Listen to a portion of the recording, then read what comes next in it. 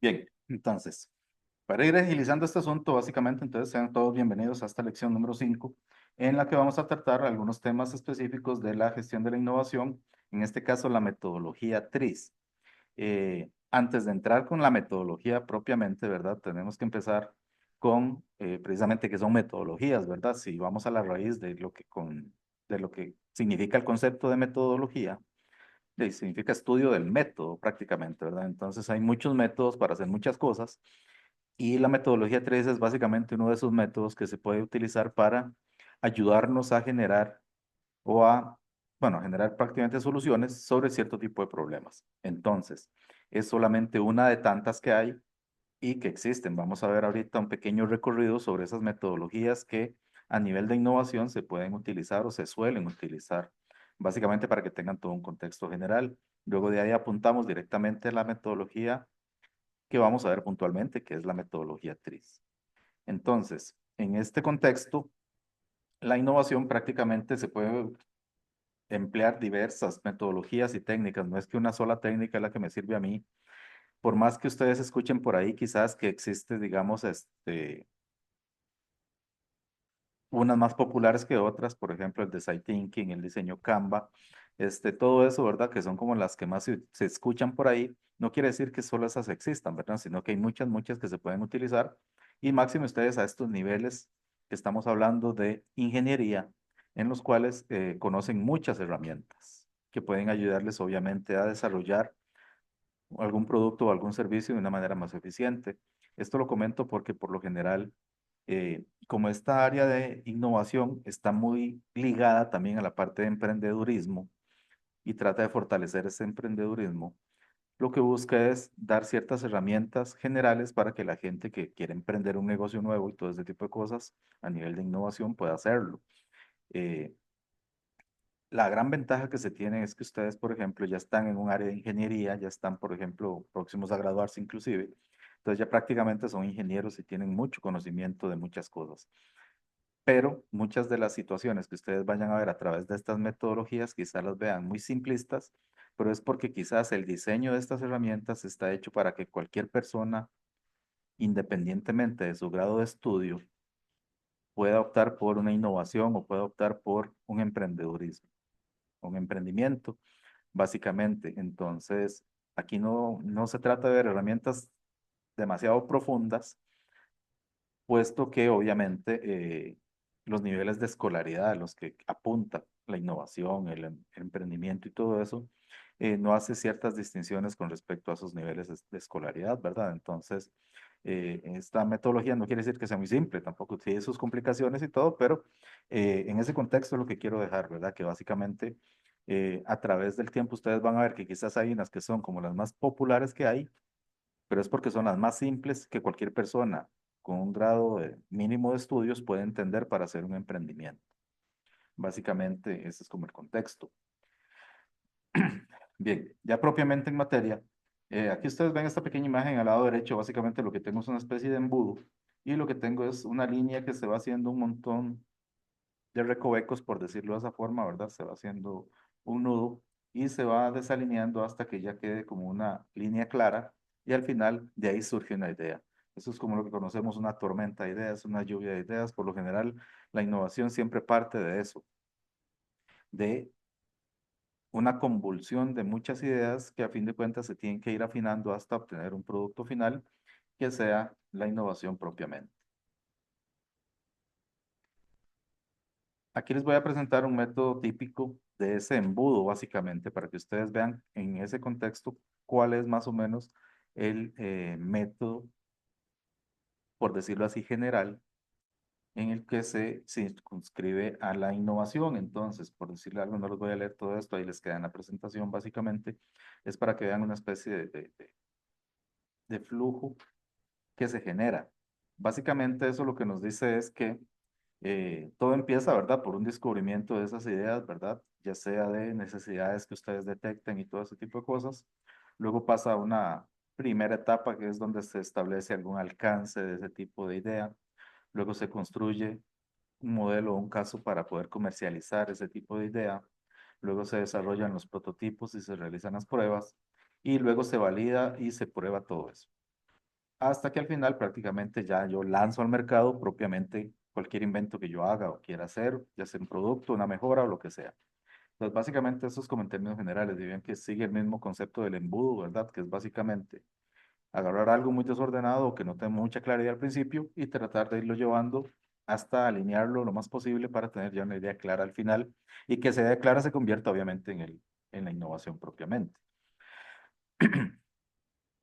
Y ahí entramos propiamente entonces dentro de todo ese embudo, vamos a encontrar un montón de herramientas para cada una de esas fases que ustedes vieron anteriormente, ¿verdad? Entonces, no quiere decir que una metodología me sirva de principio a fin en este embudo, sino que lo que dice es que en cada una de las partes de ese embudo se pueden utilizar diferentes metodologías o herramientas que te pueden ayudar a ir afinando esa idea para tener la innovación al final. En este caso, por ejemplo, en la parte inicial ustedes ven que hay para generación de ideas, entonces hay una serie de mecánicas, metodologías, métodos y estrategias para poder generar ideas, filtrarlas y todo ese tipo de cosas. Luego esas ideas se maduran y se convierten ya en un proyecto meramente formal en el cual se tienen que priorizar actividades y después de ahí ya se gestiona propiamente el proyecto. Para gestionar propiamente el proyecto, entonces, hay muchas metodologías. Las que están al lado izquierdo, por ejemplo, parten de eso. Vea que son metodologías estándar que ustedes conocen de todo, prácticamente el PMBOK o el PMI, ¿verdad? Que es para gestión profesional de proyectos. No quiere decir que yo no pueda llevar un proyecto de innovación a través de una metodología PMBOK o del PMI, ¿verdad? Hay otras como el Prince2, que es como decir el equivalente al PMI, pero para Europa, el Scrum, Design Thinking, Project Model Canvas, Easy Life, Project Management Mind Map, perdón, y Lean Startup, por ejemplo. Entonces tenemos una serie de metodologías que no todas aplican propiamente en la misma etapa. Sin embargo, yo puedo utilizar o echar mano de cualquiera de ellas en cuanto lo necesite. Básicamente eso es lo que busca este tipo de analogía que estoy haciendo ahorita con el embudo, ¿verdad? Que a través de ese embudo se van a dar ciertas etapas. En cada una de esas etapas, básicamente yo puedo utilizar una o varias herramientas que me permitan desenvolverme de mejor manera para poder obtener al final de cuentas una innovación eh, eficiente, por decirlo de esa forma, ¿verdad? De ahí partimos entonces que al inicio del embudo podemos tener técnicas muy orientadas a la concepción y al diseño de esas ideas, ¿verdad? Entonces esas metodologías y técnicas se conocen como herramientas de gestión de la innovación, ¿verdad? En cada una de ellas propiamente tiene muchas características particulares, ¿verdad? Entonces, basándose en esas peculiaridades distintivas de cada una de estas metodologías, se llevan a la práctica en diferentes fases del proceso, ¿verdad? No todas las voy a requerir en una etapa, sino en otra o en la siguiente o en la subsecuente.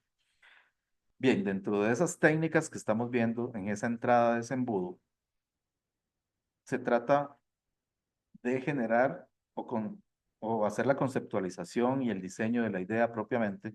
Y ahí entran herramientas como las que están aquí abajo, que es la técnica de creatividad, la teoría TRIZ, que es la que vamos a ver el día de hoy, realidad virtual, el QFD, el FAST, análisis de valor y los océanos azules. Vean ustedes entonces qué herramientas, por ejemplo, hay puntuales como la que vimos la semana anterior del océano azul, forma parte de estas técnicas orientadas a concepción y diseño.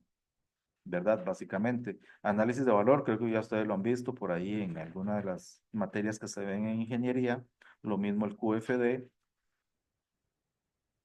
Y entonces, por ejemplo, ahorita vamos a entrarle a la teoría de TRIZ, que es como la menos frecuente de ver en ninguna otra materia, digamos, de ingeniería, pero que también es una que puede ayudarles bastante para generar ideas a futuro, como lo hicimos con los océanos azules y todo eso. Cuando avanzamos ya un poco más dentro del embudo, vamos a ocupar otras herramientas que están más enfocadas a la ingeniería y al desarrollo, ¿verdad?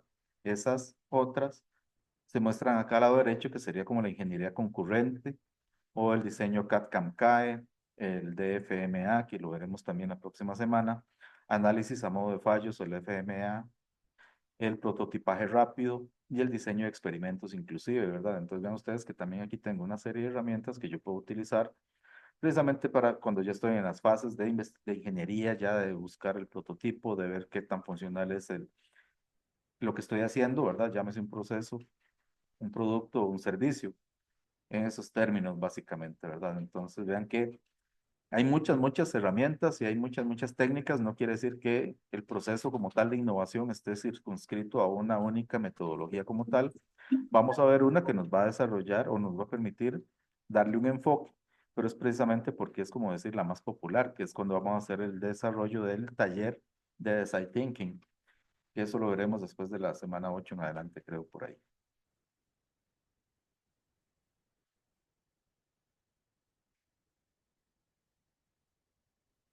Bien, propiamente tenemos que caer en dos conceptos, que es una cosa es la innovación en un producto y otra cosa es el diseño de la manufactura y el ensamble de un producto. Recordemos que hay fases de diseño que lo que pretenden es hacer que el elemento que yo estoy tratando de crear tenga las funcionalidades, sea óptimo, etcétera. Y ya otra cosa es la forma en la que yo lo voy a manufacturar para hacerlo comercialmente viable y que rinda, digamos, frutos a nivel de un negocio. Entonces son dos perspectivas distintas. Abajo, por ejemplo, ven que dice el DFMA está más enfocado a hacer mejoras sobre los procesos de manufactura y ensamble, ya cuando yo tengo una línea de producción que está produciendo, valga la redundancia, el bien en específico. Y la innovación es la fase previa en la que yo hago todos los diseños, pruebas, etcétera, para poder lanzar y producir ese bien. Entonces, ambas tienen intrínsecamente cosas particulares. Una tiene que ver con el costo en cada una de las etapas y el riesgo en cada una de las etapas. En las fases de innovación se dice que los costos son muy bajos, pero el riesgo es muy alto. Y en el DFMA, por ejemplo, los costos son muy altos, pero el riesgo es muy bajo. Entonces tienen esa controversia. Pero vean que son fases distintas. Una trasciende a la otra.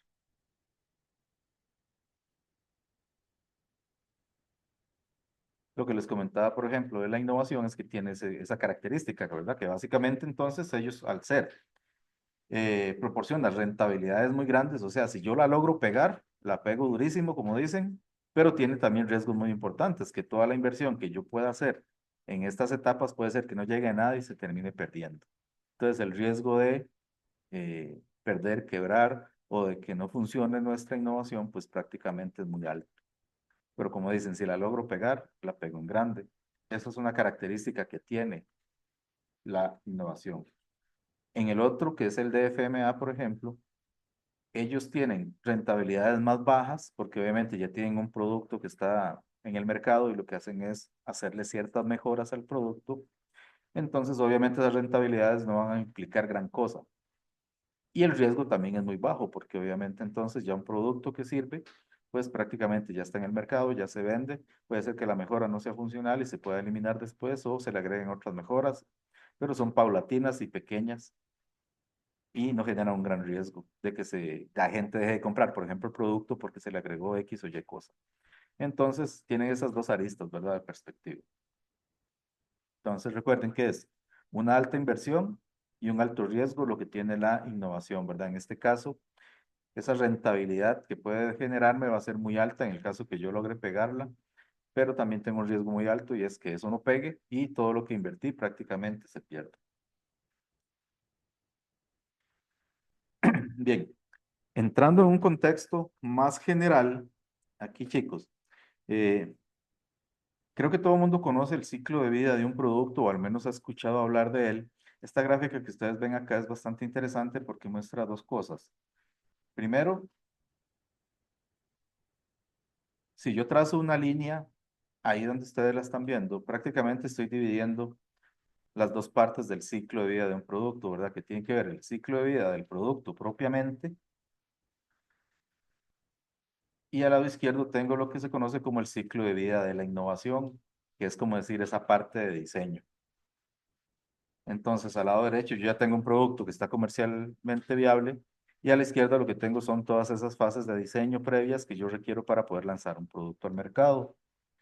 Entonces, ya todo el mundo conoce la bañera invertida, por ejemplo, ¿verdad? Que es el ciclo de vida de un producto en el cual yo Tengo primero una fase de lanzamiento, una fase de crecimiento, luego tengo una fase de estabilidad, luego tengo una fase de declive y puedo tener una fase de incluso cierre o salida del mercado del producto, ¿verdad?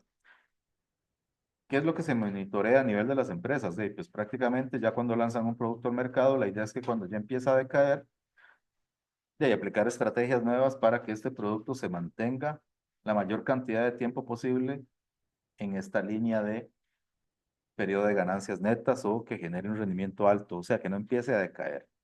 Entonces, lo que se hace siempre con ya los productos que están establecidos es ir monitoreando este tipo de gráfica para poder establecer, cuando ya empieza a tener esa tendencia, ver qué hacemos, ¿verdad? Y hay dos aristas también, que una es la parte de mercadeo para ver si ocupamos promocionarlo de una forma mejor, buscar mejores clientes o nuevos clientes, o bien agregarle valor al producto para volverlo más atractivo y que vuelva a llamar la atención del cliente y que el cliente lo siga comprando. ¿Verdad? Y eso le pasa a todas las empresas, ¿verdad? No hay una empresa que se mantenga indefinidamente en el tiempo en esta línea, todas van a empezar a decaer por popularidad generacional y todo ese tipo de cosas. Inclusive ustedes ven que productos tan fuertes como la misma Coca-Cola, por ejemplo, presenta ciertas caídas y en esas caídas ya ellos tienen que ingeniárselas para ver qué hacen para volver a darle popularidad, perdón, a sus productos, por ejemplo. Entonces ya sacan un modelo nuevo de Coca-Cola cero o la Coca-Cola sin azúcar o este otro tipo de Coca-Colas, etcétera, ¿verdad? Entonces ahí van sacando esas variables. Lo que hacen es tratar de agregarle valor al producto, ya sea desde una perspectiva meramente comercial o ya mediante una innovación en producto para evitar que eso caiga. Pero esa es como la otra parte de la innovación que cuando ya está trabajando en un producto fuerte, que requiere mantenerse en esta línea de ganancias lo más posible. En esta otra parte del ciclo de vida de la innovación es cuando empezamos con productos meramente nuevos, ¿verdad? Que queremos crear algo nuevo completamente y entonces no sabemos si eso nos va a funcionar o no. Ni siquiera hemos llegado a estas etapas de tener que controlar un ciclo de vida del producto porque eso ni siquiera lo hemos comercializado, entonces no sabemos qué tenemos que hacer por ahí. Y ese ciclo es este que está acá abajo. ¿Por qué pasa o por qué aparece por debajo de esa línea? Pues básicamente es porque vean ustedes que esa línea horizontal prácticamente es el flujo monetario. Ahí es donde está el eje cero del flujo monetario. Todo lo que está encima de ese eje horizontal pues, prácticamente es porque produce ganancias y lo que está por debajo de ese eje horizontal pues prácticamente no produce ganancias, prácticamente es inversión o lo que se conoce como costos hundidos, ¿verdad? Es prácticamente inversión que yo hago que no sé si voy a recuperar o no. Y eso era lo que les decía del ciclo de la innovación y lo que hablábamos de esa rentabilidad que tiene la innovación, que es muy riesgosa, ¿verdad? Porque puede ser que ahí todo lo que invertí no lo logre recuperar porque la línea que está al lado derecho nunca levanta. Y entonces eso implica un gran problema y por eso a todo el mundo le da miedo innovar y por eso es que es tan complicado conseguir financiamientos para proyectos nuevos, para innovación y todo ese tipo de cosas, dado ese riesgo, etcétera, ¿verdad? Entonces, aquí la idea, o más bien lo que buscan todas estas metodologías que yo les hablaba anteriormente, es que este ciclo de innovación que ustedes ven ahí se reduzca la mayormente posible en el tiempo. ¿Por qué? Porque mientras más pequeño sea, menos plata puedo perder y más rápido puedo lanzar un producto al mercado para poder obtener rentabilidad sobre él. Entonces, todas esas metodologías que comentaba anteriormente, lo que buscan es eso, reducir este tiempo del ciclo de la innovación para hacerlo lo más corto posible. Y aquí, por ejemplo, esta línea que ustedes ven, ¿verdad? Es ese ciclo que se quiere reducir, que se quiere hacer más corto, pero sin embargo aquí ustedes ven ese bache que está ahí, que es donde se hace la mayor inversión a nivel de este ciclo de innovación y eso representa un peligro. A este bache se le conoce como el Valle de la Muerte y les voy a hablar en la siguiente filmina de esto. El conocido Valle de la Muerte se conoce así y es así en todo este ecosistema de innovaciones y de emprendimientos, es porque precisamente es el valle donde la mayoría de las empresas, de las startups o de las eh, emprendimientos terminan sucumbiendo. no logran superar ese valle. Llámese por muchas razones, llámese porque ya no hay financiamiento, llámese porque los prototipos que han hecho no han servido, llámese porque todavía no tienen la fuerza para salir al mercado, llámese por un montón de situaciones que están afectando. Y ahí es precisamente donde se trabajan con otra serie de herramientas, no propiamente ya de metodología, sino de incubación, de aceleración, para precisamente hacer que estas emprendimientos puedan volver a tomar fuerza y superar este valle para poder alcanzar la otra parte de la gráfica, ¿verdad? Que es cuando ya empiezan a generar básicamente utilidades y ese tipo de cosas. Entonces, esto que ustedes ven acá marcado es el bendito valle de la muerte que tenemos que superar cuando queramos emprender, cuando queramos sacar una innovación desde cero. Y en ese ciclo de diseño prácticamente ahí es donde mueren la mayoría de las empresas. Inclusive tampoco es una promesa muy larga que después de que supere este valle también le vaya exitosamente, ¿verdad? Por eso es que hay tanto riesgo en lo que son proyectos de innovación y todo ese tipo de cosas, tomando desde la perspectiva de si lo hacemos desde cero, ¿verdad?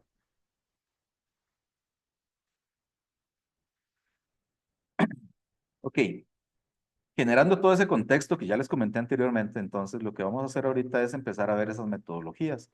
Una de ellas es la metodología TRIZ, que la habíamos ubicado como en el inicio de aquel embudo que vimos al principio, ¿verdad? Que lo que busca es precisamente generar ideas y soluciones sobre problemas específicos que me permitan a mí generar algún tipo de innovación.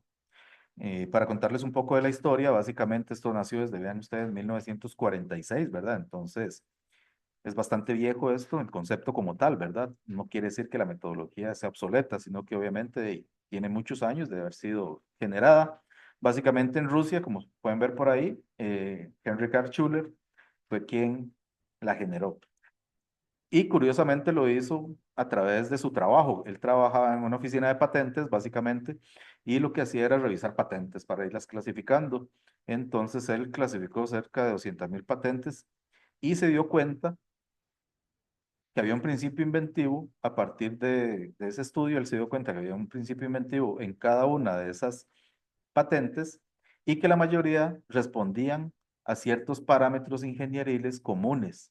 Entonces él empezó a hacer ciertas asociaciones de, por decirlo así, como a clusterizar de esas patentes, que una patente lo que hace es prácticamente un invento para resolver algo en particular, un problema.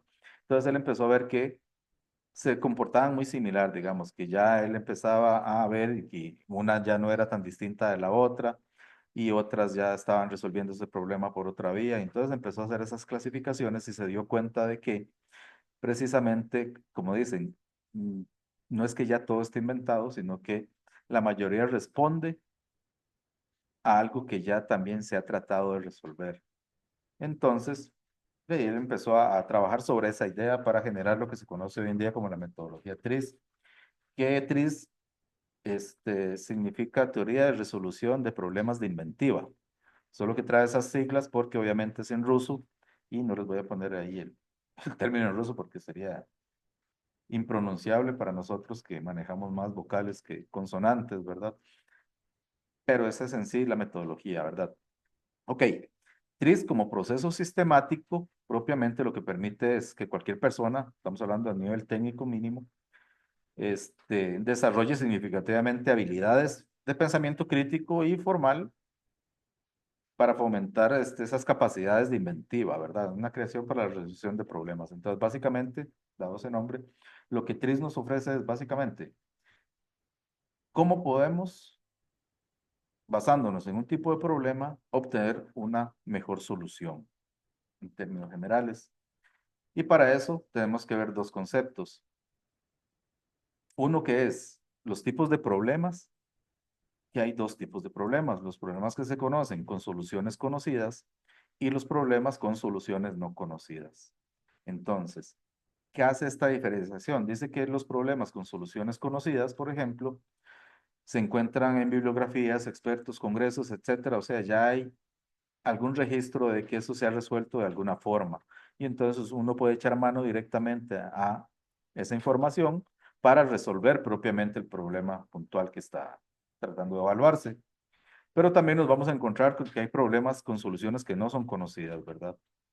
O sea, que no hay constancia de esas soluciones análogas a ese problema. Hay requisitos que son contradictorios o hay problemas inventivos que no permiten llegar a la solución viable. Entonces, a eso se le conoce como problemas con soluciones no conocidas. Ok, sabiendo esto, entonces, vamos a hacer ahorita es un pequeño ejercicio. Sí me gustaría hasta ahorita que todos los que estén presentes, yo voy a detener la grabación un momento para que ustedes puedan realizar esta práctica. Copien ahí, porque creo que eso no les aparece en la filmina que les subí al Tec Digital, bueno, en las presentaciones ahí. Pégale un pantallazo a esto para que se reúnan ustedes en subgrupos. Yo voy a habilitar las salas posteriormente, después de que les enseñe la descripción de lo que quiero que hagan. Se reúnen y van a brindar al menos 3 soluciones para cada problema que aquí se presenta. Esto es por grupos, ¿verdad? Entonces, el grupo uno le toca la gestión del tráfico en la ciudad, me tiene que brindar 3 soluciones para ese problema. El grupo 2 le toca el consumo excesivo de plástico y me tiene que brindar 3 soluciones para ese problema. Al grupo 3 falta de espacio en los estacionamientos, me va a generar 3 soluciones para ese problema. El grupo 4 ruido en bibliotecas o espacios de estudio, me va a brindar 3 soluciones para ese problema. El grupo 5 falta de agua potable en comunidades rurales, me va a brindar 3 soluciones para ese problema. Y el grupo 6 el colapso en hospitales durante temporadas de virus, también me va a brindar 3 soluciones para este problema. ¿Cómo lo vamos a hacer? Voy a copiarles este enlace en el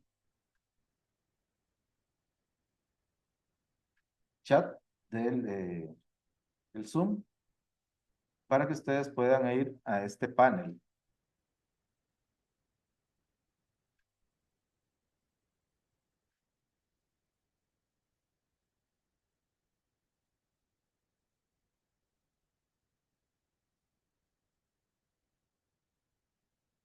Ahí ya se los pongo. Vamos a ver aquí, lo que tengo que hacer es entrar. Bueno,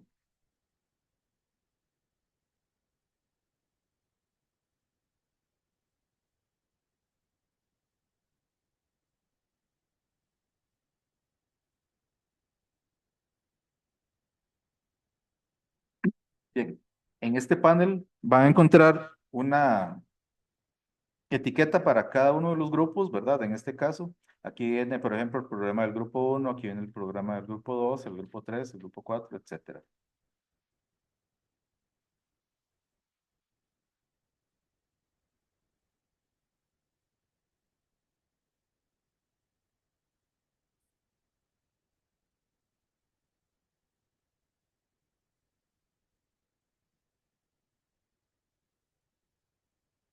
Ahí me avisan nada más cuando van ingresando a ver si ustedes pueden hacer edición del tablero, porfa, nada más para saber si pueden agregar algo ahí. De momento, mientras van ingresando, ahí los voy a ir aceptando. Por ejemplo, el grupo uno aquí viene eso. Entonces, lo que tienen que añadirme es una tarjeta aquí abajo, ¿verdad? Esto es un Kanban, pero lo estoy utilizando para hacer una especie de separación de ideas. Entonces, básicamente el grupo uno aquí lo que me va a poner es la etiqueta y me pone su solución. Básicamente, bueno, ahí, gestión del tráfico en la ciudad, nosotros promovemos tal y tal cosa. Y generan obviamente las 3 soluciones que quieren. Cada grupo va a dedicarse a hacer esto ahorita, porfa. Entonces, voy a reunirlos en pequeñas salas. Lo que pasa es que como si me empiezo a repartirlos acá, todo eso dura un montón, ¿verdad? No sé si quieren trabajarlo directamente aquí, todos en línea, o ustedes mismos hacen sus subgrupos, ya que se conocen, porque aquí tendría que empezar a pedirles quiénes están presentes, quiénes forman parte de un grupo para irlos acomodando, pero indiferentemente, ¿verdad? Entonces, voy a formar las salas y después vemos a ver cómo se acomodan.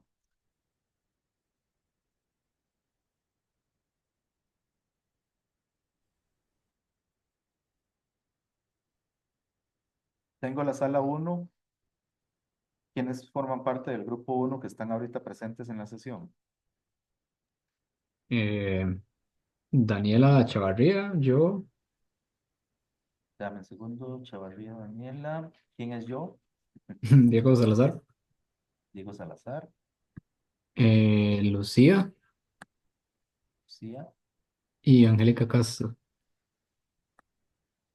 y Angélica Castro. Profe, lo único es que creo que sí tiene que aceptarnos como acceso ahí al tablero. De hecho, aquí, dame un segundo.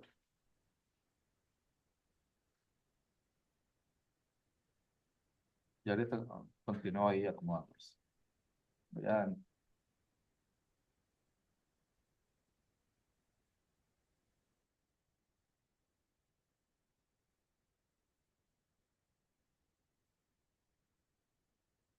a ver, bueno, creo que los puedo aceptar a todos como administradores para que puedan editar. Entonces, cualquier cosa ahí me dicen, sí, sí, yo creo que no hay problema. Creo que la primera la acepté solo como miembro. Entonces, si esa persona no puede editar, ahí que me avise para cambiarle el rol.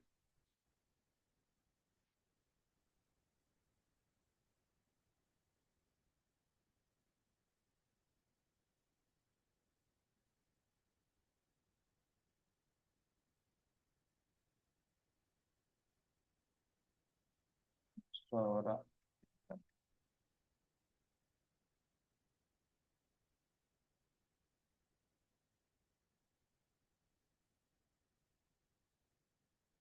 híjole, veo que estoy teniendo problemas porque no me deja meter más de 10 personas a los tableros.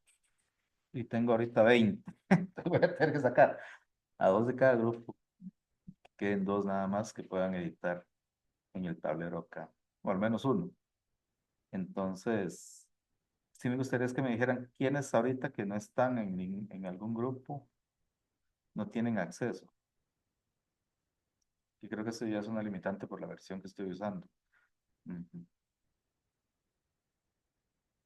Creo que al menos todos tienen una persona, ¿verdad? Que esté en el grupo y que tenga acceso al panel. Que sea la que se encargue de redactarlas ahí.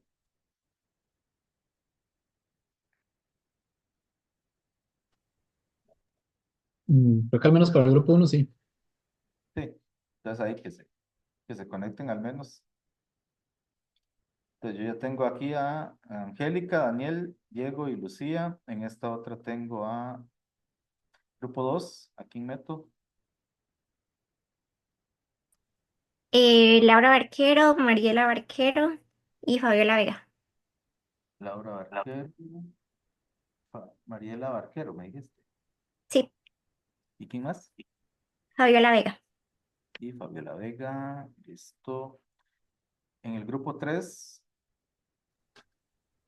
Profe, sería Cui, Acuy, María Chávez, María Chávez, Alberto Núñez Alberto Núñez y Emanuel Valverde.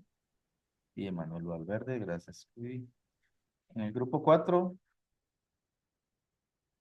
Pues digamos solamente Daniel Jiménez y Aaron Morillo, que somos como los que estamos.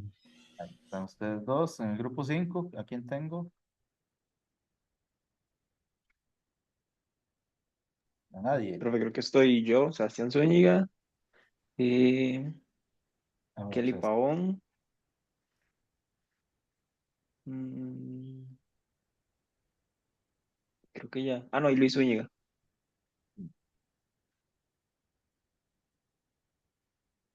y me queda el grupo 6, ¿verdad? Que solamente veo a una persona que me quedó ahí sobrando.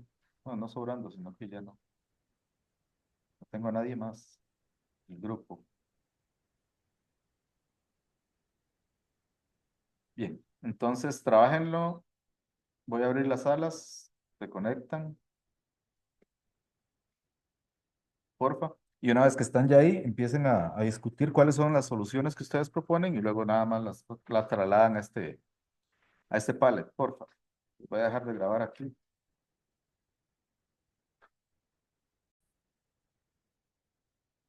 Básicamente en todo lo que se les pedía era para cada uno de esos problemas aportar al menos tres soluciones, ¿verdad? Vean ustedes que, por ejemplo, eh, ustedes se reunieron y empezaron a hacer una discusión de cómo solucionar esto. Y en el grupo uno, por ejemplo, para la gestión del tráfico en la ciudad, propusieron activar más horarios de trenes, mejorar la señalización, implementar carriles únicamente para transporte público Y inclusive una más, promover el teletrabajo en las empresas que se pueda. El grupo 2 era consumo excesivo de plástico. Ellos hablaron de fomentar el uso de materiales biodegradables y reutilizables con bolsas de telas de bambú, metal, etcétera. Implementar leyes que restrinjan el uso de plásticos desechables como prohibiciones de bolsas plásticas y pajillas, así como impuestos a productos que no son reciclables. También propusieron fomentar el reciclaje y la reutilización de plásticos, así como educar a la población sobre cómo separar adecuadamente estos residuos, cómo desarrollar productos elaborados con materiales reciclados y evitar que sean desechados en vertederos. El grupo 3, el problema era la falta de espacio en los estacionamientos. Hablaron de establecer estacionamientos verticales, mejorar la distribución del espacio mediante alguna herramienta, implementar sistemas de parqueos para estacionar los carros hacia una única dirección que permita mejorar el flujo de circulación, promover estacionamiento de carros en forma diagonal. El grupo número 4, el problema era el ruido en bibliotecas o espacios de estudio, y hablaron sobre instalar paneles acústicos o materiales absorbentes en las paredes, techos y suelos para reducir el sonido. En zonas silenciosas y zonas de colaboración, dividir el espacio en diferentes áreas, con una zona destinada al estudio silencioso y otra para discusiones o trabajo en grupo, y que las personas elijan en cuál entorno quieren trabajar. 3, fomentar el uso de audífonos y poner reglas como que estos espacios solo sean de estudio y no para otras actividades. El grupo 5, el problema era la falta de agua potable en comunidades rurales, y proponían pozos y bombas de agua, perforación de pozos profundos con bombas manuales o solares para garantizar un suministro constante, captación y almacenamiento de agua de lluvia, construcción de sistemas de recolección y almacenamiento para uso doméstico y agrícola, y también alianzas público-privadas involucradas a gobiernos, ONG y empresas para financiar y ejecutar proyectos de agua potable. Básicamente estas son soluciones bastante buenas, algunas. Y entonces, ¿para qué es este ejercicio como tal? Voy a volver a la presentación.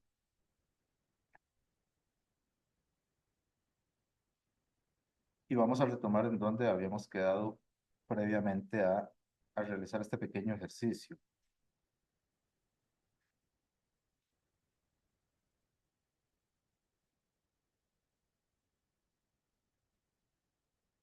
Ok. Las soluciones que ustedes dieron no las vamos a evaluar todavía. Vamos a ver algunas pequeñas cosas que por lo general hay que, no que evaluar para presentar una solución per se, sino para que ustedes se den cuenta de un aspecto muy interesante del cual se dio cuenta Art Schuller cuando hizo todo ese descubrimiento de las patentes que estuvo revisando. Básicamente lo que se dio cuenta es que el 77% de las invenciones registradas representan solo nuevos diseños. Y lo clasificó en estas 5 áreas que ustedes ven acá. Prácticamente, en general, todos los ingenieros deben saber inventar en esos 2 niveles, el nivel 1 y 2. Entonces, él sacó 5 niveles, en el que el nivel 1 es básicamente una solución clara. Prácticamente el 32% de las soluciones que se dan corresponden a un nivel 1. Se conoce como una solución clara y es de fuente de conocimiento personal, básicamente. Es como decir lo que yo creo que es lo que se debe hacer. Los de nivel 2 representan una mejora menor. El 45% de las soluciones que se presentan caen en esta clasificación. Y la fuente de conocimiento es la empresa o el entorno en la que se desenvuelve la persona que le permite llegar a ese tipo de mejoras. Por eso se dice entonces que la mayoría de ingenieros, cuando ya están trabajando en las empresas, la mayoría de las soluciones que van a presentar son de nivel 1 y 2, que son soluciones claras que toman ellos a nivel personal o ustedes como ingenieros a nivel personal, y también mejoras menores, que son ya en la empresa propiamente mejorar algún proceso, mejorar alguna situación particular de la empresa, pero eso se le conoce como una mejora menor. Ya una mejora mayor es cuando alguien logra hacer una mejora a nivel de toda la industria. Digamos, si yo trabajo específicamente en la industria de alimentos y hago una mejora en algo que revolucione toda la industria de alimentos, a eso se le conoce como una mejora mayor. Y solamente el 18% de las invenciones cubren esa parte, más o menos. El nivel 4 es un nuevo concepto y prácticamente eso es cuando yo descubro algo o invento algo que mejora no solo una industria, sino todas las demás industrias o otras industrias prácticamente. Entonces, es una revolución general sobre todo. Y vean ustedes que, por ejemplo, solo el 4% de las ideas o de las soluciones que se proponen caen en esas soluciones de nivel 4. Y por último está el descubrimiento, ¿verdad? Que el descubrimiento prácticamente, ven ustedes, que aplica como fuente de conocimiento todo, no solo una industria, no solo una empresa, no solo personal, sino que a nivel de toda la generalidad de la humanidad, por decirlo de esa forma. Y vean que solamente el 1% de lo que se logra a nivel de soluciones cae como un descubrimiento, prácticamente. ¿A qué vamos con esto? Que por lo general, cuando yo propongo algo o cuando me digo que quiero inventar algo, quizás estoy pensando en ese 1%, estoy pensando en algo que venga a revolucionarlo todo, a cambiar todo un paradigma general de la humanidad, y vean ustedes que es muy bajo el porcentaje de lo que logra llegar a eso. Inclusive, lograr algo que revolucione otras industrias es bastante bajo, 5%. Por eso se dice ahí que todo ese 77% de las invenciones están casi que enfocadas en nivel 1 y 2. Ya para llegar a un nivel 3, 4 y 5, tenemos que estar muy dedicados solamente a investigar o muy dedicados a innovar, muy dedicados a realizar actividades propiamente para buscar esas mejoras, pero ustedes propiamente ya cuando estén trabajando inclusive, casi que van a estar circunscritos en los niveles 1 y 2, que no está mal, en realidad es lo normal. Entonces, tampoco se les va a pedir que ustedes lleguen a descubrir o que lleguen a hacer un nuevo concepto o que lleguen a hacer una mejora mayor. Va a ser complejo, perdón, porque eso no es así de simple ni de fácil.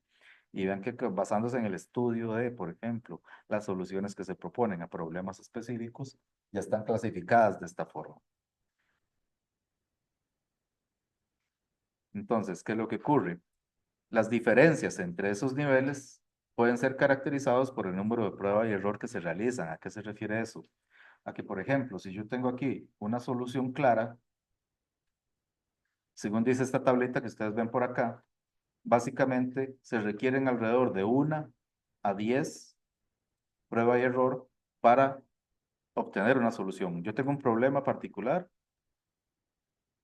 y yo puedo solucionarlo a través de prueba y error y me va a tomar alrededor de 1 a 10 para poder encontrar esa solución clara. Para los problemas de nivel 2, perdón, para los problemas de nivel 2, lo que me dice es que yo necesito entre 10 y 100 prueba y error. Entonces yo agarro un problema a nivel de ese nivel 2, que es una mejora menor de una empresa, y si quiero solucionarlo a través de prueba y error, voy a necesitar entre 10 y 100 para poder obtener una solución a ese problema. Y esto va en forma logarítmica creciendo, ¿verdad? Una mejora mayor requiere de 100 a 1000 prueba y error. Un nuevo concepto requiere de 1000 a 10.000 prueba y error. Y un nuevo descubrimiento de 10.000 a 100.000 o hasta infinito inclusive. Entonces vean ustedes qué es lo que busca esto o qué es lo que más o menos nos quiere dar a entender. Que nosotros por lo general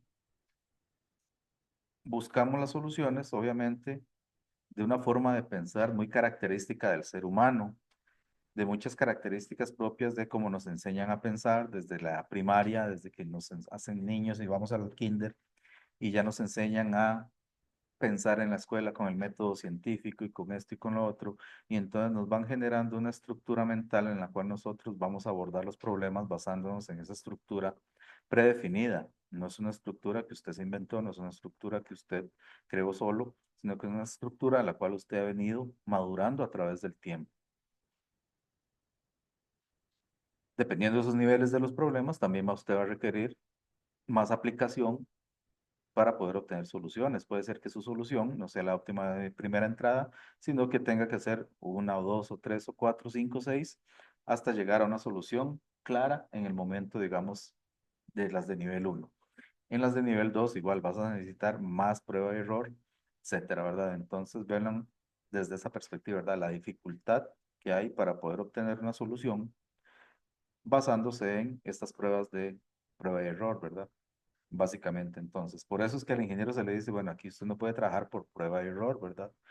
Lo ideal es que usted trabaje basándose en algo que le permita llegar a lo óptimo y no tener que hacer ese montón de prueba y error, ¿verdad? Porque una prueba y error implicaría costos en lo que usted esté haciendo, ¿verdad? Llámese en un nivel 2 que estamos hablando de una mejora menor que implica, por ejemplo, en una empresa, entonces ya usted, por ejemplo, aplica recursos para hacer una mejora en una máquina, por ejemplo, y resulta que esa mejora no funcionó, ya usted gastó plata ahí. Entonces también estás invirtiendo recursos que no se van a recuperar porque no funcionó la solución. Y ahora proponen otra cosa y entonces le cambian esa otra cosa y resulta que tampoco funciona y hacen otra y ahí van hasta que la peguen, ¿verdad? Obviamente ese es el criterio que no se quiere, ¿verdad? Que obviamente se trabaja a prueba de error. Se dice que en los máximos niveles, el nivel 5, ¿verdad? La cantidad de pruebas es infinita porque no existen soluciones que puedan resolver esto, ¿verdad? Previamente. Entonces eso es complejo, ¿verdad? Por eso decía que más que nada esta gente que está muy dedicada a investigación y que obviamente es patrocinada y que le digan tome plata para que investigue y lo que obtenga sería beneficioso, pero no se le va a pedir una retribución sobre esa investigación, por decirlo así, en términos concretos de un producto final como tal, en ese aspecto. Esto es algo muy interesante de los problemas, de los análisis de los problemas, de cómo abordamos el problema y de la prueba y el error. Dentro de las soluciones conocidas, ¿verdad? Que habíamos visto que existen problemas con soluciones conocidas y problemas con soluciones desconocidas. En las soluciones conocidas, por lo general, interviene la psicología. Entonces, eso que les decía, de que nosotros estamos muy dogmatizados a que, de acuerdo a nuestra estructura, así hemos abordado los problemas porque así nos enseñaron. La mecánica en la que ustedes les enseñan a pensar para abordar un problema desde el método científico, por ejemplo, de la observación, de la toma de resultados, de la aplicación de pruebas, etcétera, para poder obtener un resultado, este, entra mucho a ver también la parte psicológica, digamos, no solo el nivel sociodemográfico suyo, sino también socioeconómico, cultural, etcétera, ¿verdad? Entonces, toda esa parte psicológica también de su mente y de cómo usted está entrenado, prácticamente le ayuda o interviene cuando usted busca soluciones conocidas. La creatividad también se ve envuelta en este tipo de soluciones conocidas, la prueba y el error, que es eso que vimos anteriormente, ¿verdad? De, pues prácticamente voy a probar esto porque es lo que se me ocurre. Puede ser que sirva, puede ser que no sirva. Entonces, la complejidad del problema viene dada por el número de áreas de conocimiento involucradas, ¿verdad? Muchas veces esto genera algo que se conoce como la inercia psicológica. La inercia psicológica básicamente lo que dice es que yo estoy acostumbrado, o mi cerebro está acostumbrado a abordar los problemas de una forma metódica y mecánica, porque así fui construido, así fue construido mi enlace neuronal para el abordaje de problemas y de todo tipo de situaciones con ese respecto. Entonces, el asunto es el siguiente. Yo tengo, por ejemplo, un problema. Hay muchas formas de poder abordarlo. Sin embargo, ya mi cerebro está tan amaestrado, por decirlo de esa forma, que va a buscar una forma común en la que ya él ha resuelto problemas anteriormente y lo circunscribe a ese tipo de estructura de pensamiento que ya él está acostumbrado. A eso se le conoce como inercia psicológica. Entonces, yo asumiría que ustedes tienen cierta inercia psicológica en la cual lo primero que hicieron cuando vieron el problema es, a mí se me ocurre esto y pum, tiraron la solución. También se me ocurre esto otro y pusieron lo otro. Esas variables están dadas bajo ese concepto de inercia psicológica. Ustedes se basan en los criterios de ustedes, en su psicología, en su creatividad, inclusive en prueba y error, para proponer esas soluciones. Entonces, involuntariamente nosotros intentamos aplicar soluciones y acercamientos que ya no son conocidos, ¿verdad? Que ya los hemos escuchado por ahí. No fue que ahorita me puse a inventarlas, sino que yo digo, bueno, esto puede ser, se me ocurre esto, algunas otras las he escuchado por acá. A eso se le conoce como inercia psicológica, ¿verdad? Esa tendencia que tenemos nosotros a resolver los problemas desde la perspectiva lógica en la que siempre hemos sido estructurados. Y no hay nada de malo en ello. Es una tendencia normal del ser humano. ¿Qué es lo que pasa? Vean, por ejemplo, que de las soluciones anteriores que ustedes propusieron, si yo les doy ahora las siguientes restricciones, ustedes pueden evaluar cuáles quedan descartadas según estas alternativas que yo les doy y podrían generar otras. Entonces, para el grupo 1, ahora les voy a poner que esas soluciones que ustedes plantearon, agarren y revisen, por ejemplo, estas restricciones, por ejemplo, que no se puede construir más calles o autopistas, que no se puede aumentar impuestos a los vehículos y que no se puede limitar el horario de trabajo de la gente. Esa es una restricción. Puede ser que todas estén bien, puede ser que alguna de todas no incumpla esta restricción y por lo tanto no se puede aplicar y tengo que buscar otra. El grupo 2, el del plástico, por ejemplo, si yo les doy restricciones, como por ejemplo que no se puede prohibir el uso de plástico, que no se puede implementar multas o incentivos económicos, que no se pueden hacer campañas de concienciación masiva, ¿cuántas de esas soluciones que propusieron ahora les quedan?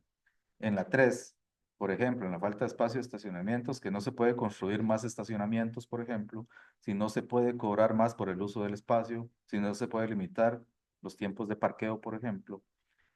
Puede ser que todas las que propusieron estén bien, puede ser que alguna de estas restricciones obstruya alguna de las otras que propusieron. Ruido en bibliotecas o estaciones de espacio de estudio, por ejemplo, que no se puede poner carteles de advertencia, no se puede imponer multas o sanciones y no se puede contratar personal adicional para vigilar que no hagan ruido. Pues son cosas que se ponen ahí, ¿verdad? En realidad son restricciones que el sistema puede tener. Sin embargo, puede ser que las soluciones que ustedes propusieron no implique que estas restricciones les afecten. La 5, por ejemplo, en el agua potable, que no se puede construir nuevos pozos, no se pueden traer camiones cisterna y no se puede reducir el consumo en otras áreas urbanas. Entonces, quiero que vuelvan nuevamente al panel, revisen basándose en esto y determinen si necesitan cambiar alguna o alguna otra. Nada más. Eso es lo que quiero que hagan ahorita, porfa. Entonces, voy a pausar acá.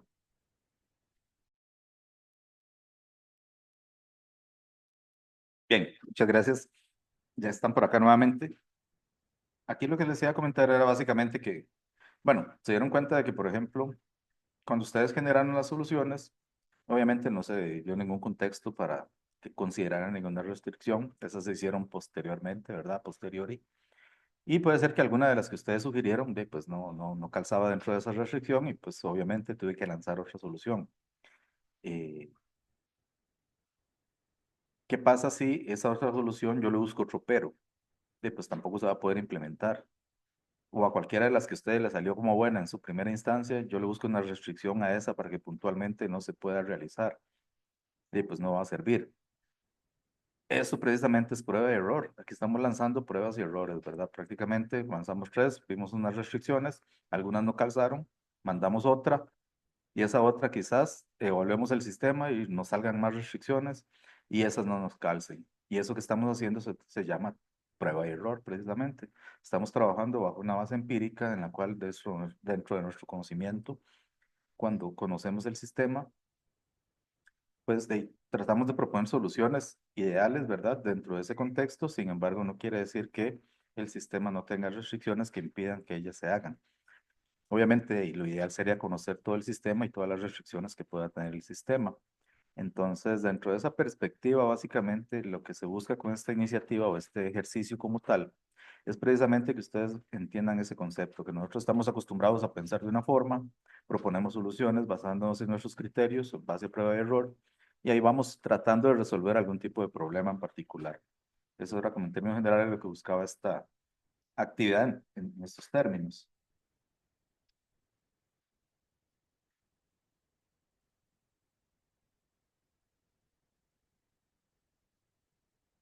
Bien, ¿cuál es una técnica o cuál es la técnica para solucionar problemas? Se dice que nosotros, o el ser humano, por decirlo de esa forma, ¿verdad? Tiene técnicas tradicionales para resolver los problemas, que es precisamente esa construcción mental que nosotros traemos previamente. Y las técnicas como TRIZ proponen una mecánica distinta de pensamiento. Entonces, a las tradicionales se le conoce como divergentes. ¿Qué es una solución divergente? Básicamente, yo tengo un concepto que es el problema, perdón, concepto que es el problema, ¿verdad? Y basándome en el análisis interno que yo hago de ese problema, propongo una solución. Si no sirve, propongo otra. Si no sirve, propongo otra. Y si no sirve, ahí voy proponiendo. A eso se le conoce como un pensamiento divergente, como la película. ¿Qué proponen este tipo de técnicas como la metodología TRIZ, que dice que es convergente? La metodología TRIZ lo que dice es que usted debería de agarrar primero todo el conocimiento previo que se conoce del problema para buscar una solución puntual, óptima. Esto yo lo relaciono mucho, chicos, para que lo tengan por ahí de ejemplo también. Cuando ustedes van a hacer un proyecto de graduación, cuando se les pide que ustedes tienen que hacer un marco teórico, el marco teórico se supone que en una investigación sirve precisamente para evaluar el conocimiento epistemológico. ¿A qué se refiere ese término? Se refiere al estudio de todo lo que ya se ha hecho en términos de ese problema para no tener que ponernos a caminar en rutas que quizás no nos lleven a ningún lado, o bien proponer soluciones que quizás ya fueron implementadas y que no funcionaron. Entonces, ¿para qué se hace un bendito marco teórico? Precisamente para validar que la forma en la que yo estoy desarrollando la solución ya ha sido comprobada desde otras áreas de conocimiento y con otros enfoques que se han visto. Por eso es que es importante un marco teórico en una investigación o en un proyecto de graduación. Eso es lo que busca un marco teórico, ¿verdad? Un marco teórico real. El marco teórico que les ponen a ustedes en proyecto de graduación, ahora cuando lo vayan a ver, ustedes lo que hacen es un compendio de herramientas. Básicamente lo que ponen ahí es uso la fórmula de la normal, o esta es la fórmula para la distribución, o esta es la fórmula para el muestreo, y este es un Pareto, este es un Ichikawa.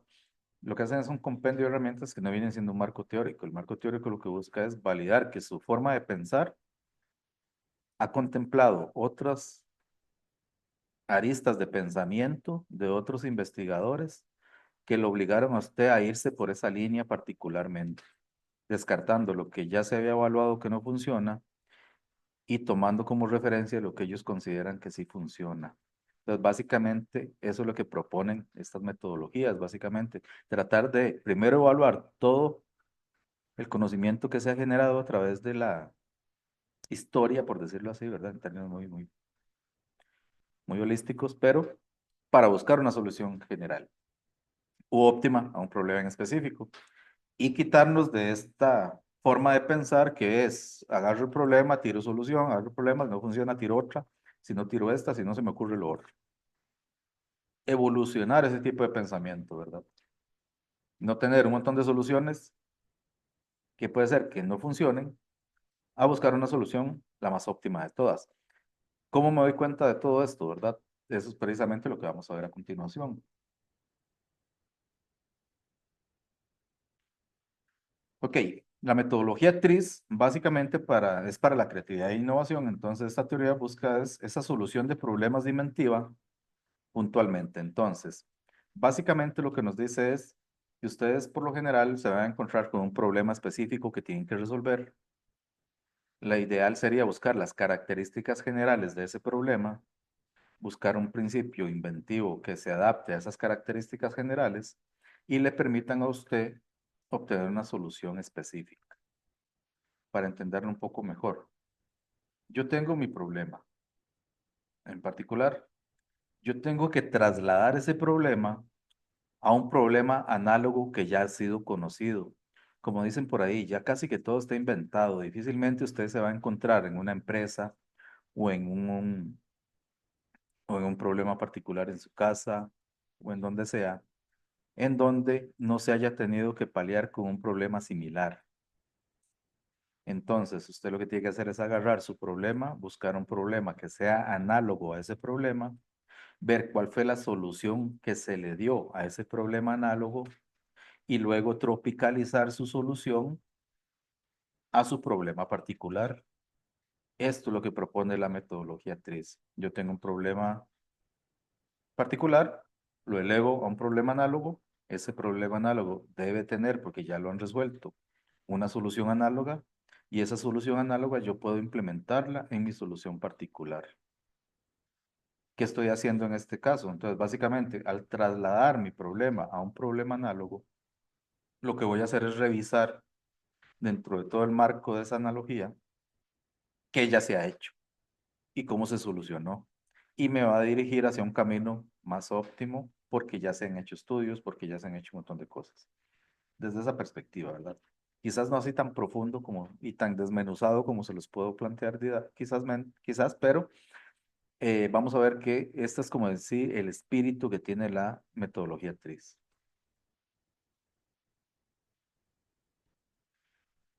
¿Cuáles son los fundamentos de esta metodología para que la empiecen a entender ya propiamente? Art Schuller definió entonces un problema inventivo como aquel en el cual la solución natural crea otro problema. ¿Qué es lo que pasa? Resulta que, por ejemplo, se me ocurre a mí, de esas soluciones que ustedes pusieron, por ejemplo, el de los parqueos que dijeron que iban a hacer en torres de parqueos. Resulta que, por ejemplo, si dentro de ese sistema yo pongo que no se permiten construir edificios de más de 2 pisos porque entorpece la vista del campus del TEC, por ejemplo, entonces ya eso me genera otro problema, ¿verdad? Si yo me pongo a buscar hacer unas torres ahí, ya estoy generando otro problema, ¿verdad? Que es esa contaminación visual de los otros edificios aledaños y todo ese tipo de cosas. Eso es lo que pasa, ¿verdad? Existen entonces lo que se conocen como contradicciones. Es cuando, como dicen, yo tratando de arreglar algo, más bien descompongo otra cosa. Entonces, frecuentemente nos conformamos con lo que se conoce como una solución de compromiso no ideal, en este caso, ¿verdad? Entonces, en esos términos, lo primero que nos dice la metodología TRIZ es que existe lo que se conoce como una solución natural que crea otro problema. A eso se le conoce como contradicción.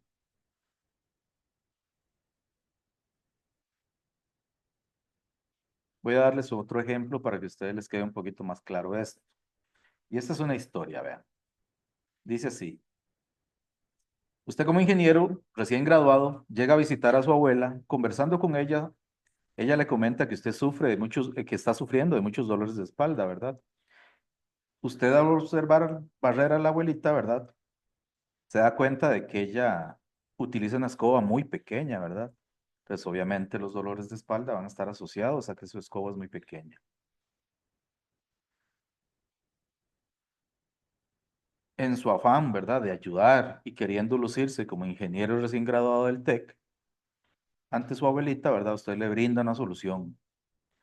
¿Cuál va a ser esa solución? Lo que a todo mundo se le ocurre, ¿verdad? Un palo más largo para la escoba. Sería lo lógico, ¿verdad? Continuamos con la historia. Ahora usted se siente orgulloso porque todos esos años de estudio ya están rindiendo frutos, ¿verdad? Ya le pudo hacer una recomendación profesional a su abuelita de que le ponga un palo más largo a la escoba. Pero resulta que ahora la abuelita luce enfadada por su solución, ¿verdad? Entonces, usted se siente anonadado, ¿verdad? A lo cual pregunta, ¿cuál es esa razón? Y usted no quiere que se le caigan las medallas delante de la abuelita, ¿verdad? Entonces, su abuelita le replica que ella guardaba la escoba bajo la escalera y ahora, gracias a usted, no tiene dónde guardar la escoba. Eso, aunque parezca un cuento y parezca muy simplista, es un típico problema de ese tipo, ¿verdad? Que genera otro problema. Yo al tratar de solucionar una cosa, genero otro problema inconscientemente, ¿verdad? Eso es lo que pasa. Esto se convierte en un problema de inventiva, ¿verdad? En el cual yo prácticamente estoy tratando de dar una solución, pero más bien estoy generando otro problema. Entonces, al generar, perdón, una solución, se crea otro problema debido a que esa solución propuesta es solo una solución de compromiso. Básicamente, en esos términos es lo que dice Altshuler que nosotros tenemos que evaluar primeramente, evaluar el problema. Obviamente hay muchas aristas y, como les decía, hay que conocer mucho el sistema y todo eso para saber a qué nos enfrentamos. Pero por lo general, uno los circunscribe a algo que es puntualmente que yo quiero evitar versus algo que yo quiero solucionar. Entonces, para ir entrando un poco ya en materia propiamente de esto, lo que dice Altshuler es que cuando el inventor elimina esa contradicción, ¿verdad? De que si yo al arreglar una cosa descompongo otra, si yo elimino todas esas contradicciones, pues prácticamente voy a obtener una solución ideal o lo que se conoce como una RFI, que es el resultado final ideal, y por lo tanto no voy a necesitar una solución de compromiso, sino que ya tengo una solución óptima que se conoce como el RFI, que es el resultado final ideal. Ok, volviendo al tema un poco de la historia de la actriz, por decirlo así, de un examen de 1.500.000 patentes ya cuando él estuvo trabajando propiamente y después de ese premuestreo de 200.000 que hizo, analizó 1.500.000 más, bueno, 1.300.000 más patentes, descubrió que más del 90% de esos problemas ya se habían resuelto antes. Entonces, él se dio cuenta de que ya propiamente habían cosas que estaba la gente tratando de resolver y que ya en otro caso los habían resuelto de alguna u otra forma. Entonces, él determinó que existen 39 parámetros ingenieriles, llámese como volumen, peso, velocidad, etcétera, y también determinó que existen 40 principios inventivos, que él llamó de esta forma: segmentación, asimetría, homogeneidad, etcétera.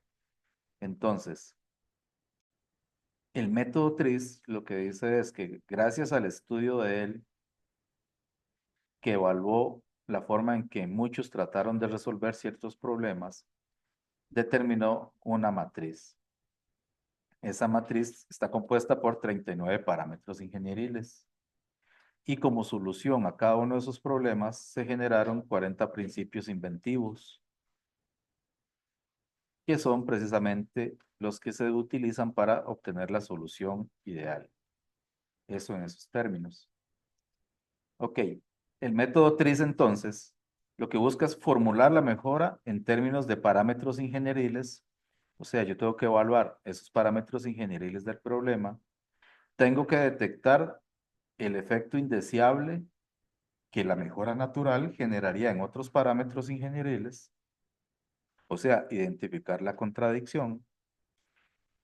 Luego, ir a la tabla de contradicciones de Altshuler y obtener los posibles principios inventivos que él recomendaría utilizar basándose en el estudio de todo ese 1.500.000 de patentes que había hecho.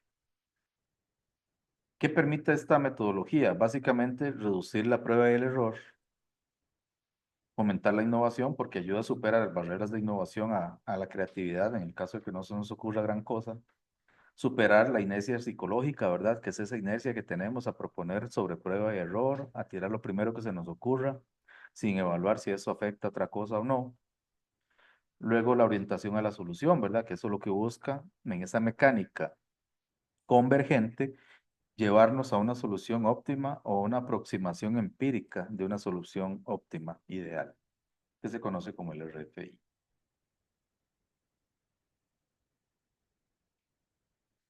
Ok, volviendo a aquel tema que vimos anteriormente, ¿verdad? Unas filminas atrás, en el que habíamos hecho los niveles de las invenciones, prácticamente se dice que las de nivel 1, ¿verdad? Son de nivel elemental, o sea que no requieren gran invención, son soluciones establecidas, conocidas, rápidamente accesibles. Las de nivel 2 son mejoras pequeñas o mejoras en el sistema existente, usualmente con algún tipo de compromiso. ¿A qué se refiere compromiso cuando se habla de esto? Al hablar de compromiso o hablar de solución de compromiso, es porque compromete otra cosa. Entonces, entiendas esta palabra de compromiso es porque estoy comprometiendo alguna otra característica en particular. En las de nivel 3, la invención dentro del paradigma son mejores esenciales del sistema existente. De nivel 4 es una invención fuera de ese paradigma de concepto para una nueva generación de sistema existente, combinando el principio y comportamiento de la función primaria. Y de nivel 5 sería el descubrimiento e invención pionera de un sistema esencialmente nuevo. Volviendo al tema acá de cómo se utiliza esto o cuál es el espíritu que tiene de la solución general a la específica, yo tengo un problema específico, ¿verdad? Digamos que mi problema específico es esta ecuación que ustedes ven acá, que es de 2x a la 2 menos 2x menos 4 igual a 0. Si yo le pido que usted me obtenga cuáles son los valores de x para que eso se cumpla, hay dos opciones, ¿verdad? Una es aplicar la fórmula general y la otra es empezar a probar valores en x, en cada una de las x, hasta que me dé este resultado. Si yo lo hago directamente, esto es prueba de error, ¿verdad? Yo voy a empezar a darle valores a 0, 1, 2, 3, 4, 5 y a este también, hasta ver con cuáles pego que esto se cumpla esta igualdad. ¿Y cuánto nos va a tomar eso, verdad? Si yo empiezo con positivos, voy a llegar a no sé cuántos, y si empiezo aquí este otro también con positivos, después empiezo con negativos, después empiezo con fracciones, si fuera el caso, etcétera, ¿verdad? Entonces esto implicaría un montón de prueba y error. Pero ¿qué se hace, verdad? Gracias a todo el conocimiento que ya se tiene, se traslada esto a un problema general. Ya los matemáticos han estudiado que el comportamiento de este tipo de ecuación cuadrática responde a esto, a x a la 2 menos bx menos c, se traslada a los principios de solución que tiene esta fórmula general en realidad, que dice que la fórmula de resolverlo es esta, ¿verdad? Que ya todos conocen. Y entonces ahora usted lo que hace es aplicar esa solución específica, cambiando sus valores a esta fórmula para obtener ya directamente la solución específica.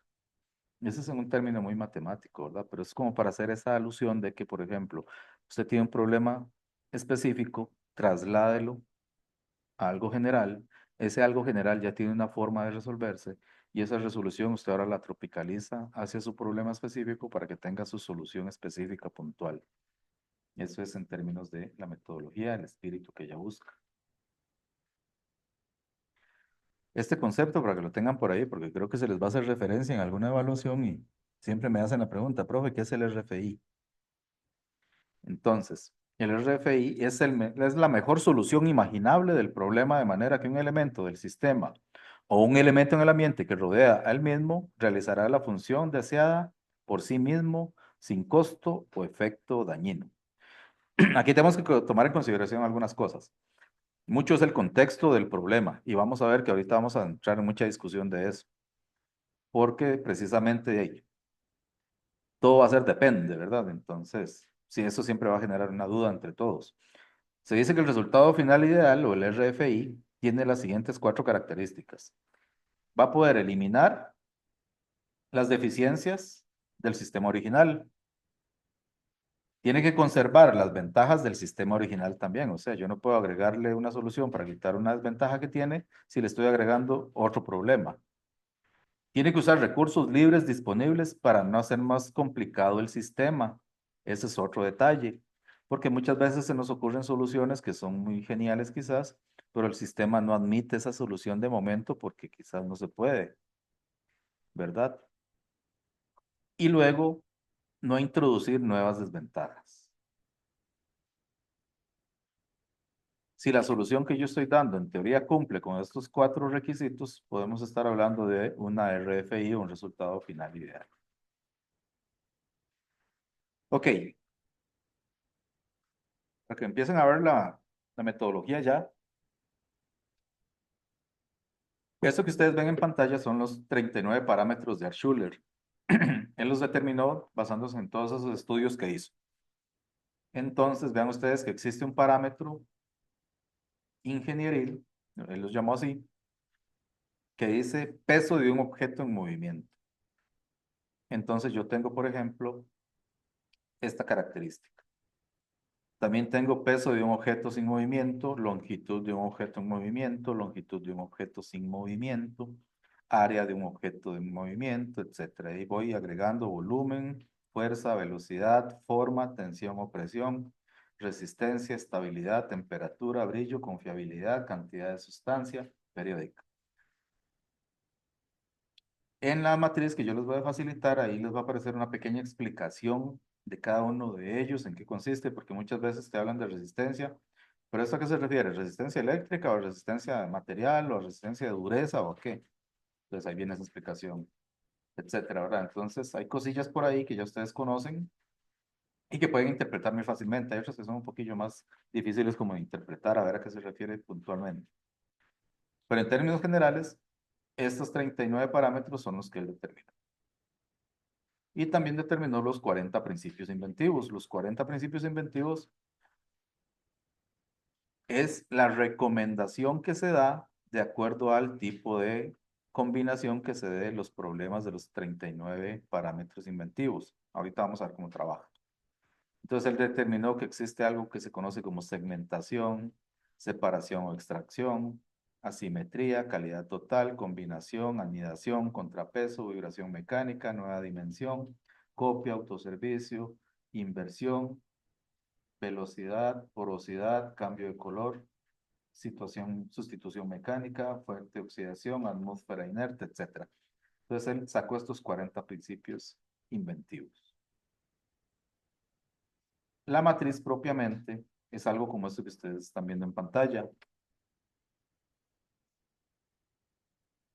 En la columna del lado izquierdo están los 39 parámetros ingenieriles. Y en las filas de arriba, cada uno de esos numeritos corresponde también a los 39 parámetros ingenieriles. ¿Cómo se trabaja la matriz? La matriz lo que dice es que lo que yo tengo en la columna de la izquierda es el parámetro que yo quiero mejorar. Volvamos al ejemplo de la abuelita. ¿Qué quiero mejorar yo?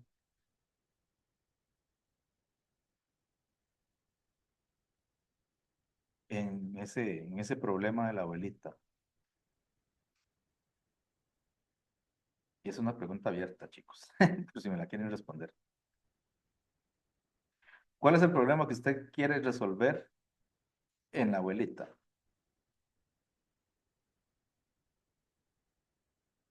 ¿Qué se les ocurre?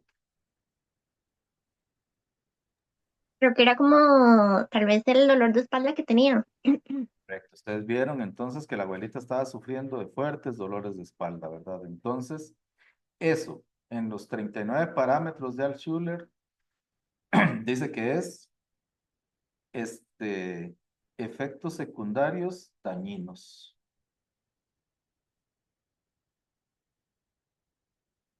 ¿Verdad? Entonces usted dice, bueno, ahí tengo el parámetro 31 que genera efectos secundarios dañinos sobre algo. ¿Y qué propuso usted de solución? Agregar un palo más largo. Al agregar un palo más largo, usted genera una contradicción, ¿verdad? Entonces, ¿cuál es el parámetro que desmejora en base a eso? La longitud de un objeto, en este caso sin movimiento, porque es donde lo voy a guardar, entonces ya es muy largo. Entonces, yo al tratar de evitar estos efectos dañinos, estoy entorpeciendo este otro parámetro, que es la longitud de un objeto, en este caso sin movimiento, diría yo, porque es para guardarlo. Entonces, este parámetro es el que yo quiero mejorar y este parámetro es el que estoy desmejorando por esa solución natural que estoy dando. Bueno, en este caso perdón, el movimiento objeto, longitud de un objeto sin movimiento. Entonces, eso se interpreta directamente en la matriz. La matriz lo que dice, ok, usted dice que es el 31 objetos, bueno, efectos peligrosos versus el 4 que era el largo de un objeto estacionario. Entonces, ahí lo que se hace es de la siguiente forma. Uno busca el parámetro que quiere mejorar en la columna de la izquierda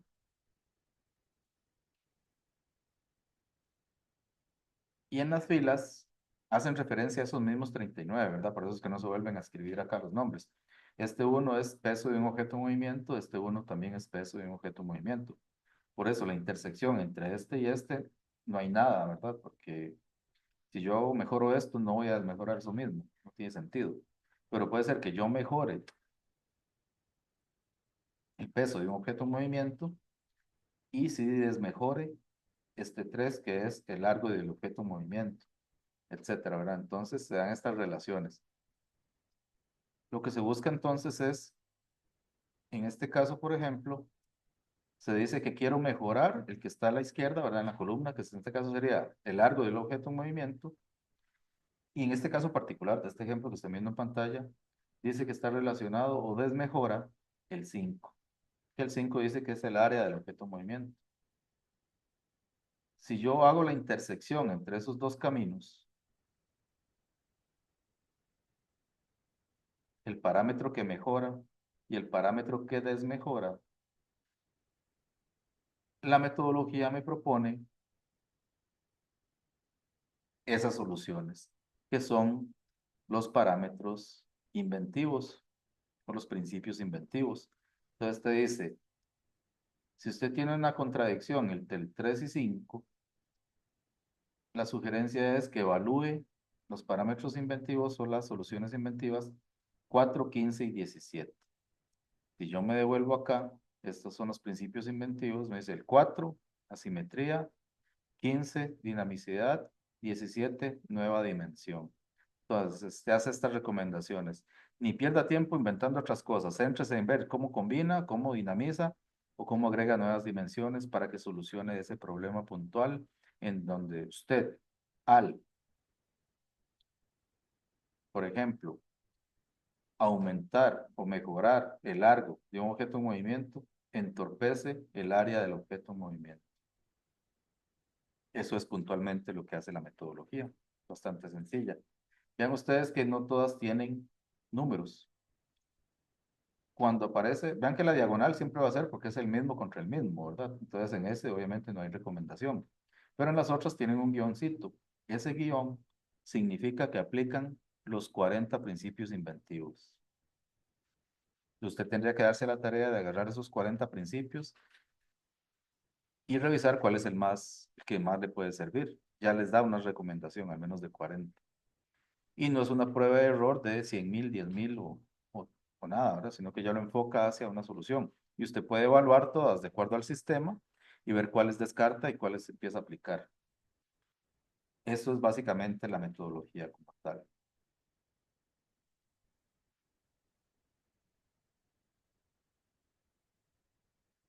El método es muy mecánico, como les decía, básicamente es definir el parámetro que usted quiere mejorar. Eso se les va a dar en el enunciado, por ejemplo, o con algún ejemplo se les hace un enunciado en el cual se les describe al menos el parámetro de mejora. Se tiene que definir el parámetro que empeora o que desmejora. Se tiene que identificar el principio inventivo que sugiere la metodología basándose en esos dos parámetros, el que mejora y el que empeora.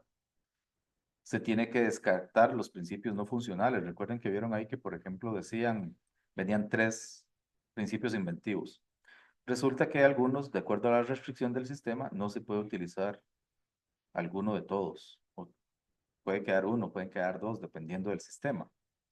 Entonces lo que se hace es descartar los que no son viables o funcionales, ¿verdad? Basándose en posibles restricciones aplicables al sistema. Esos se descartan. Y luego se propone una solución óptima particular basándose en esas recomendaciones de principios funcionales que sí son, bueno, el principio inventivo que sí es funcional. Entonces, basándome en ese principio inventivo, yo propongo una solución particular.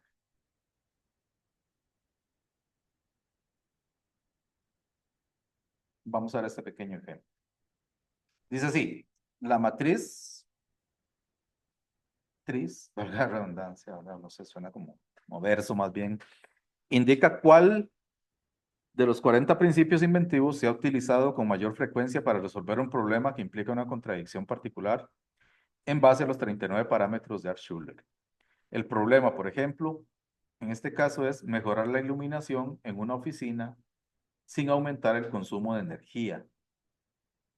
Entonces, ven, ya son problemas muy puntuales en el que digo, bueno, ok, yo ocupo mejorar la iluminación en la oficina sin aumentar el consumo de energía. Descripción, los empleados necesitan una mejor iluminación para trabajar cómodamente, pero aumentar la iluminación suele implicar un mayor consumo de energía. El parámetro a mejorar, calidad de la iluminación. El parámetro que empeora, el consumo de energía. Ok, utilicemos la matriz para resolver esto. Entonces, voy a compartirles por acá en el chat este enlace. También ustedes pueden encontrar la matriz. Creo que yo la subí al TEC Digital en la carpeta de la lección. Pero igual la voy a pegar acá en el chat.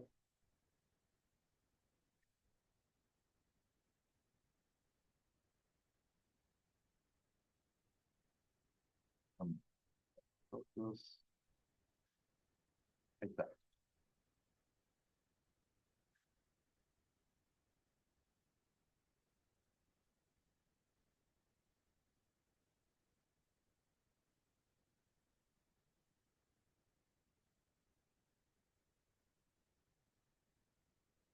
Yo traté de subirla también al espacio de aquel chat, bueno, de aquel Trello, pero creo que me va a pedir la restricción de la cantidad de gente, ¿verdad? Entonces, cualquier cosilla, mejor descarguen la del TEC Digital. Igual yo la tengo ya acá abierta, voy a mostrarla en pantalla para explicarla propiamente.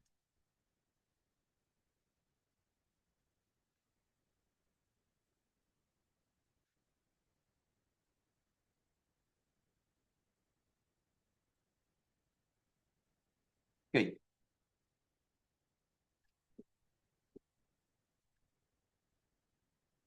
esto que ustedes ven acá es la matriz de Altshuler. Básicamente lo que tiene son los 40 principios inventivos. Entonces aquí viene segmentación, extracción, calidad local, asimetría.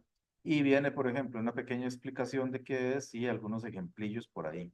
Puede ser que los ejemplos, en vez de aclarar, oscurezcan, pero ahí va a depender mucho del contexto de la situación y todo. Es complicado darles una definición formal de cada uno, porque recuerden que esto es de un ruso, del ruso lo tradujeron al inglés, del inglés lo pasan al español, pero por el concepto general de lo que busca la mecánica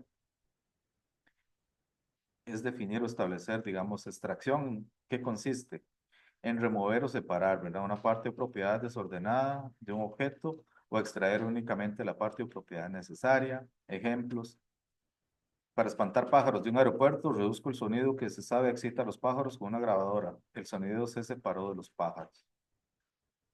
Entonces, establezco, digamos, esa lógica. A veces cuesta un poco la interpretación, ¿verdad? Como les digo, son ejemplos a veces un poco como jalados del pelo, pero aquí viene más o menos la descripción de los 40 principios inventivos, para que lo tomen como referencia. En la siguiente hoja del Excel van a encontrar los 39 principios. Perdón, los 39 parámetros ingenieriles. En este caso, el peso del objeto en movimiento, el peso del objeto sin movimiento, la longitud. Yo sí le agregué una pequeña descripción a cada uno de ellos, ¿verdad? Por ejemplo, ¿a qué se refiere el peso de un objeto en movimiento? Se refiere al peso de un objeto que está en movimiento, ¿verdad? Muy claro, ¿verdad? Mejorar este parámetro implica reducir el peso sin afectar características, por ejemplo. Peso de un objeto sin movimiento, longitud de un objeto en movimiento, área, volumen, fuerza, etcétera. La fuerza aplicada a un objeto. Mejorar este parámetro implica aumentar las fuerzas sin generar efectos negativos, bla, bla, bla. Entonces aquí viene una pequeña descripción por si tienen dudas. Y ya la matriz propiamente es esta, ¿verdad? Que ya aquí sí ya la pueden ampliar y todo lo que quieran para poder verla con más claridad y todo ese tipo de cosas. Recuerden que lo que está a la izquierda es el parámetro que quiero mejorar y el que está arriba es el parámetro que la solución natural genera que empeore. Entonces, volviendo al ejercicio, básicamente no les voy a volver a proyectar eso, solamente les voy a leer lo que dice el ejercicio como tal. Dice que el parámetro de mejora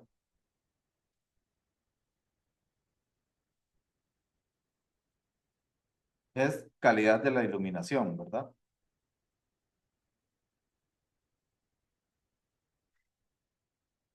Entonces, en la matriz,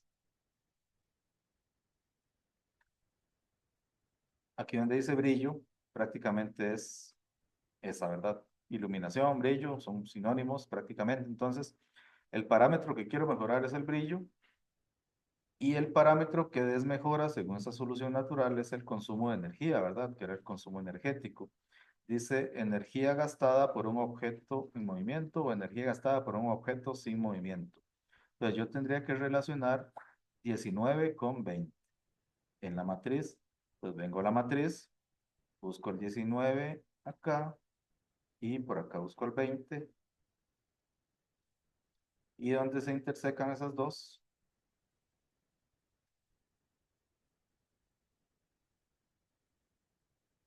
Estoy 19, sí, es que está corrido mi número.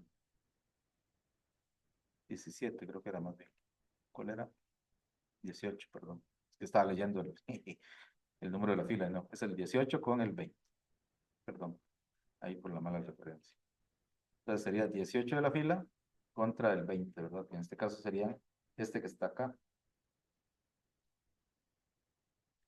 Y entonces la metodología sugiere 1, 15, 32 y 35, que evalúe esas posibles soluciones.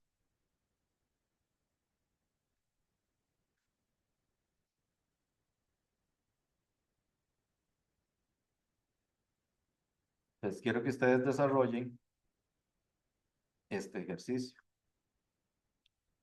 Ya que está identificado cuál es el parámetro que quiero mejorar, cuál es el parámetro que desmejora,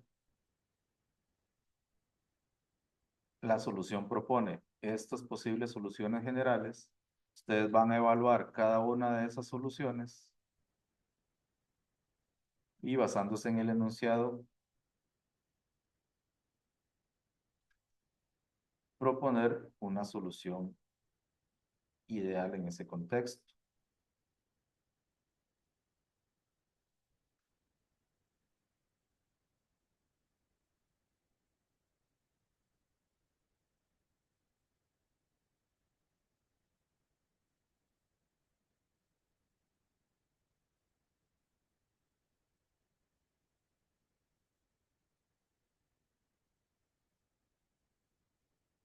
Bueno, este es un ejemplo, ¿verdad?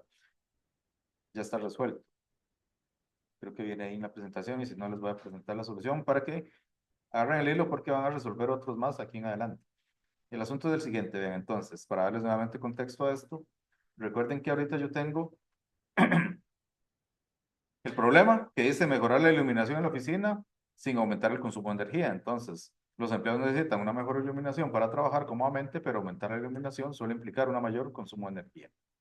Contradicción, el parámetro mejorar la calidad de la iluminación, en este caso lo determinamos como brillo, y el parámetro que empeora el consumo de energía, para utilizar la matriz y construir las posibles soluciones.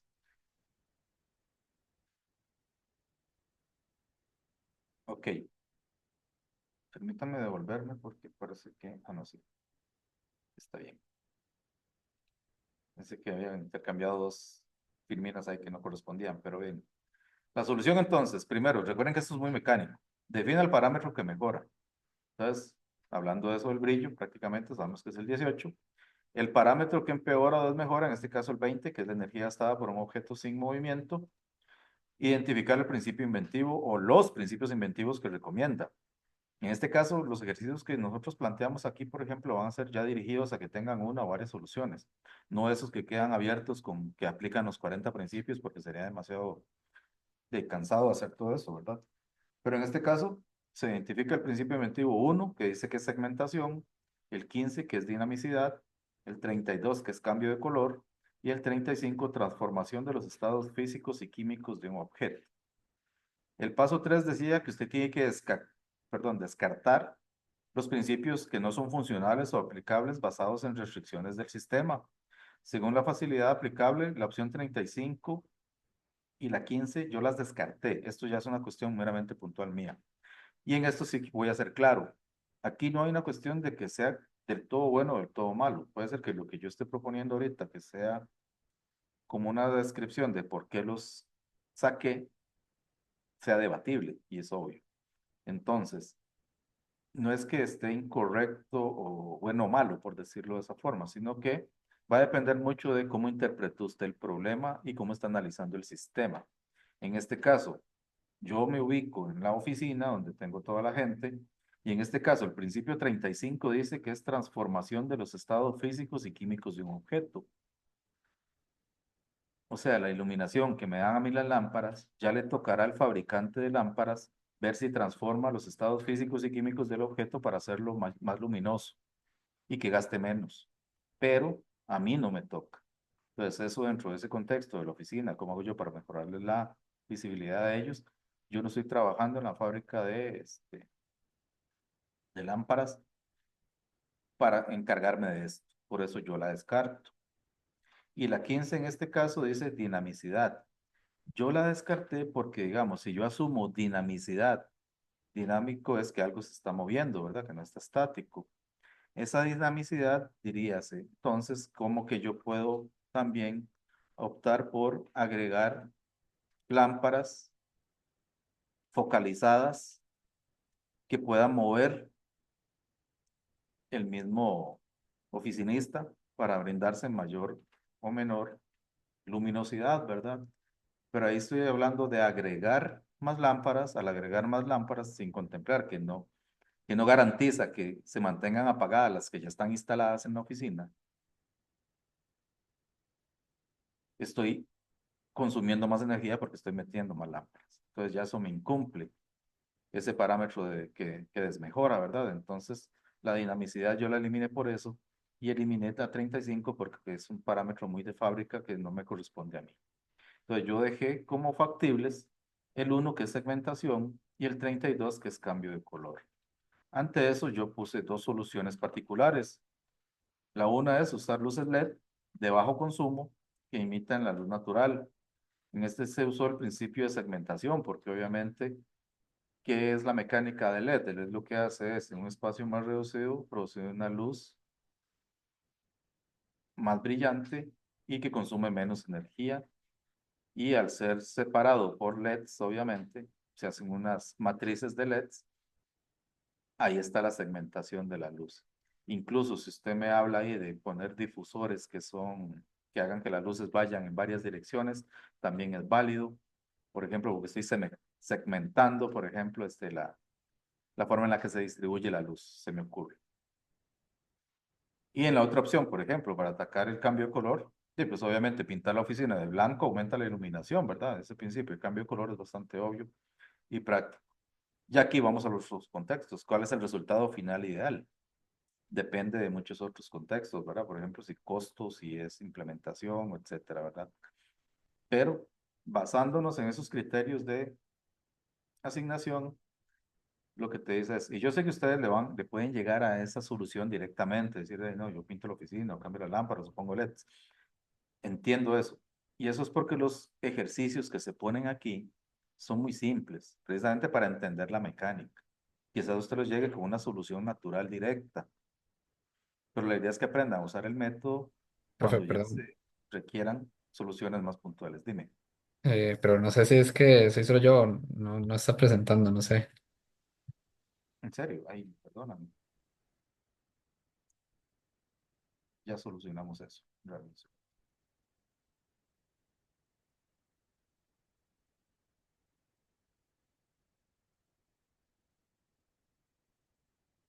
Eso me pasa que cuando se empieza como a actualizar el disco duro se me desconecta la compartición, digo. Ahora sí, sí se ve. Ahora sí, Perfecto, muy bien, muchas gracias. Disculpas por eso. Lo que les comentaba era esto, ¿verdad? Que se definió el parámetro de mejorar, que era el brillo. Se definió el parámetro que empeoraba, que era la energía gastada por un objeto sin movimiento, se identificó el principio inventivo, que en este caso era segmentación, dinamicidad, cambio de color y transformación de los estados físicos, 1, 15, 32 y 35. De esos yo descarté el 35, ¿verdad? Y el 15, que era lo que les comentaba, porque fue que lo hice. Y luego las soluciones que yo propuse, ¿verdad? Que fue lo que a mí se me ocurrió en este caso. Y basándome en esos dos principios, el de segmentación y el de cambio de color. Puede ser que aquí no esté todo, del todo mal, ¿verdad? Porque ya la solución propiamente ustedes, es muy abierto, por decirlo de esa forma. Yo no voy a poner eso basándome en supuestos que yo mismo voy a inventarme, porque sería como lo mismo que hicimos al principio, ¿verdad? Que primero ustedes proponen la solución y después yo les pongo la restricción, ¿verdad? Aquí en este caso lo único que no tenemos que incumplir es que en ninguna de estas dos aumenta la energía gastada y sí aumenta el brillo, por ejemplo. Mientras esas dos cumplan con esto, pues está por más que satisfecha y cubierta la necesidad. Lo que les comentaba era eso, ¿verdad? Que esto va a depender mucho del contexto y si ya uno le quiere meter peros ahí a todo, lo va a encontrar. Pero, y lo que les comentaba, ¿verdad? Que uno dice, hey, quizás es muy obvio. Hey, yo hago esto y no necesito hacer toda esta mecánica para llegarle a esa solución. Como les digo, es porque obviamente los ejercicios que se ponen son muy de comprensión, son básicamente para que usted entienda cómo se utiliza. Hay problemas que son más complejos. Y hay otros que utilizan incluso más profundidad, o incluso más restricciones, o incluso más combinaciones de esas contradicciones. Ven, entonces ahí se va complicando mucho el ejercicio. Sin embargo, nosotros vamos a trabajar siempre ejercicios así de este tipo, porque lo que nos interesa es aprender la mecánica, nada más como tal.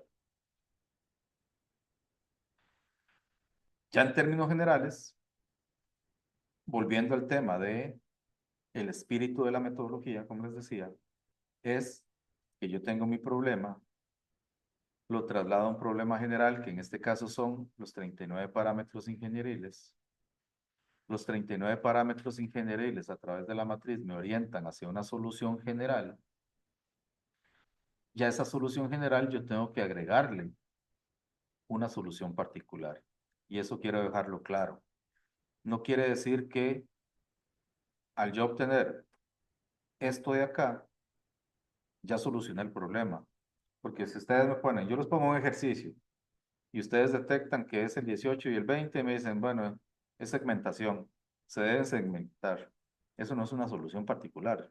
Los ejercicios tienen que ir dirigidos a una solución particular. Ok, pero ¿cómo segmento? Ah, bueno, a través de luces de LED de bajo consumo que emiten, bla, bla, bla, taca, taca, y me dicen toda la solución.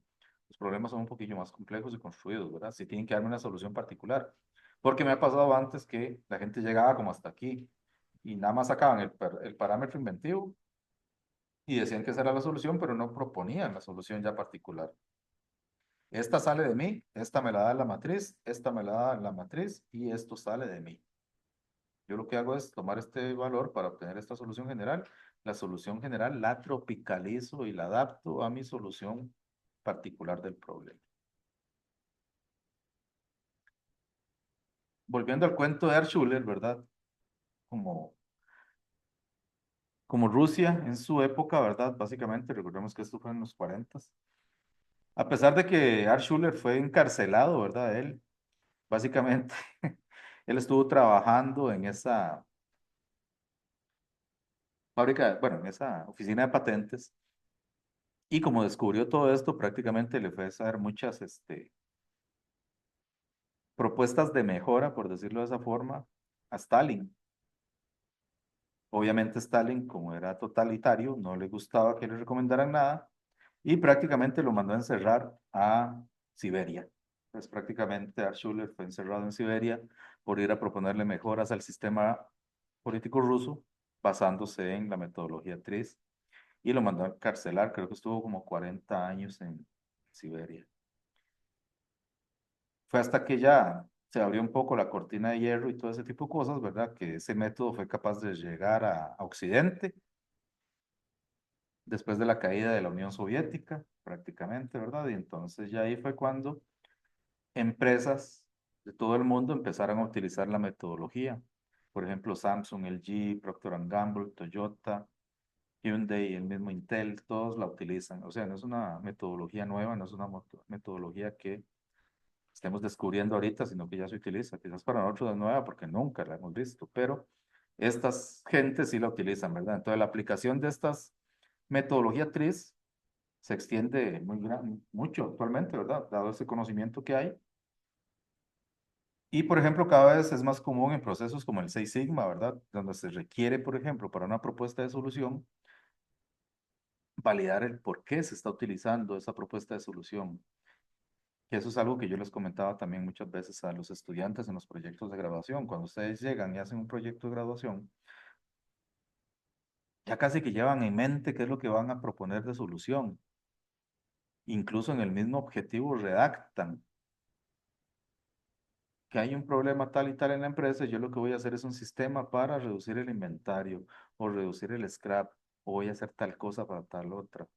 Entonces ya me están dando una solución desde el principio. ¿Y eso qué es? Eso es pensamiento divergente, eso es prueba y error, porque están solo proponiendo sobre la marcha. Es más, ni siquiera han empezado la investigación y ya saben cómo lo van a resolver. Y eso es algo que yo discuto mucho con los estudiantes cuando me los asignan a proyecto, que les digo, ok, usted va a definir su problema primero. Una vez que usted define el problema, sabemos que va a tener una posible solución o varias, y usted va a proponer alguna de ellas. Pero si usted desde el objetivo me dice qué es lo que va a hacer o cómo lo va a solucionar, eso es como si yo hiciera una película y de título le pusiera, al final el asesino es el hermano. O sea, estoy haciendo un spoiler total del proyecto. Entonces, ¿qué gracia tiene que yo me lea todo un proyecto para saber cómo va a solucionar usted eso, si ya me está diciendo desde el objetivo que la solución va a ser esta, puntualmente? Entonces, eso es lo que yo les comento muchas veces a ellos. Esto hay que llevarlo como una invitación a leer, a que el lector siga leyendo, que se interese. Pero en cambio, si usted le dice que va a tratar de solucionar este problema a través de ciertas iniciativas que usted va a realizar, ya usted le deja con intriga. Bueno, ¿y cuáles son esas iniciativas? Me gustaría verlas. Ahora sí, me está invitando a que vaya a leer su proyecto. Pero ven, son detalles como eso. Entonces, ¿a qué iba con este cuento de las soluciones? Que las que se proponen al final no se basan en nada, nunca vienen basadas en teoría, y entre comillas digo, lo basan en lo que se desprende del análisis de situación actual que ustedes realizan, pero no se está estructurando en ninguna metodología. Entonces, muchas veces puede ser que esas soluciones que ustedes estén generando sean una solución de compromiso, que generen otro problema. Y eso no lo evaluamos, ¿verdad? Entonces, a veces es como una práctica sana, quizás, no para presentarlo directamente en el proyecto, pero si nosotros evaluar si podemos someter a que la propuesta que nosotros estamos tratando de resolver no está generando quizás otro problema. Y entonces, chicos, así es como ellos básicamente generan actualmente mucho de la innovación, ¿verdad? Que es precisamente ver qué es lo que quieren hacer. Por ejemplo, acá les traigo este otro ejemplo. Este ya es de Samsung. Propiamente ellos al usarla, tenían un problema, decían. La parte de los semiconductores que ellos utilizan, dicen que el problema es que Samsung enfrentaba un desafío técnico en la fabricación de semiconductores. Necesitaban reducir el tamaño de los chips para aumentar la capacidad de almacenamiento y mejorar el rendimiento, pero al hacerlo surgían problemas de sobrecalentamiento y pérdida de eficiencia energética. Y este es un problema clásico de la contradicción técnica, ¿verdad? Yo quiero reducir el tamaño, mejorar ese parámetro, pero empeoraba otro, el aumento de temperatura y el consumo de energía. Entonces ellos usaron la metodología para tratar de buscar una solución a eso. ¿Cuál fue la solución TRIZ que ellos encontraron? Primero identificaron la contradicción, ¿verdad? El parámetro a mejorar, que era el área del chip, reducir el tamaño, y el parámetro que empeoraba, en este caso temperatura y consumo. Aquí hago la salvedad, vean que dice parámetro a mejorar, área del chip y habla de reducir. Cuando yo hablo de mejora, va a depender del contexto, ¿verdad? Puede ser que algo sea mejor si lo hago más grande o sea mejor si lo hago más pequeño. La mejora puede ser si le aumento o disminuyo un parámetro, ¿verdad? No quiere decir que todo hacia arriba sea positivo. Va a depender mucho del contexto, ¿verdad? Entonces, por este caso, ya la mejora en un chip es hacerlo más pequeño para que quepa más componentes o no sé, o hacer el teléfono más liviano, pequeño, lo que sea. Parámetro que empeora entonces, temperatura y consumo de energía, ¿verdad? Se usaron la matriz de contradicciones de Altshuler. Al aplicar la matriz, Samsung identificó que los principios inventivos más relevantes para resolver esta contradicción eran segmentación, y eso fue lo que les recomendó la matriz, ¿verdad? El 1, segmentación, y el 15, dinamicidad. Básicamente, dividir el chip en partes más pequeñas y funcionales, uso de materiales compuestos, principio 40, incorporar nuevos materiales con mejores propiedades térmicas y eléctricas. En dinamicidad, diseñar un sistema de enfriamiento dinámico integrado al chip. El resultado, Samsung logró desarrollar chips más pequeños y eficientes con un sistema de enfriamiento integrado que evitaba el sobrecalentamiento. Esto permitió a la empresa mantenerse en la vanguardia en la industria de semiconductores y competir con gigantes como Intel, ¿verdad? Entonces él utilizó eso para enfocarse directamente en ese problema que tenía puntualmente. Entonces vean ustedes que esto, aunque se tome quizás a la ligera o sea muy simplista muchas veces, es lo que utilizan las empresas pioneras para poder desarrollar cosas y mejoras. No se quiebran la cabeza viendo a ver qué inventan, sino que utilizan problemas que ya existen, tratan de darle solución a través de metodologías que ya existen y que los orienten y los dirijan. Listo, entonces aquí acaba esta parte teórica. La práctica que van a hacer, chicos, voy a compartir acá el enlace porque es en el Nearpod. Entonces voy a copiar el enlace en el chat.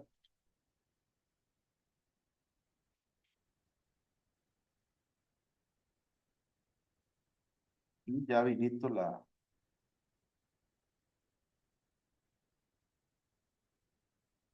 evaluación. Listo.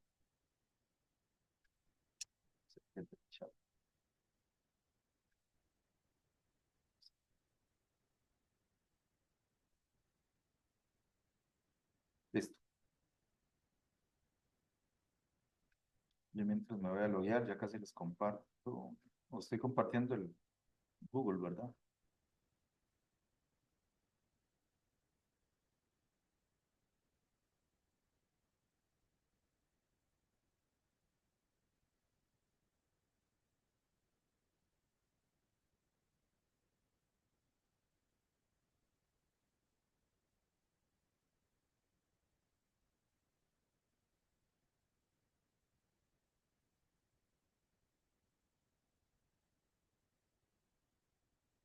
Ya les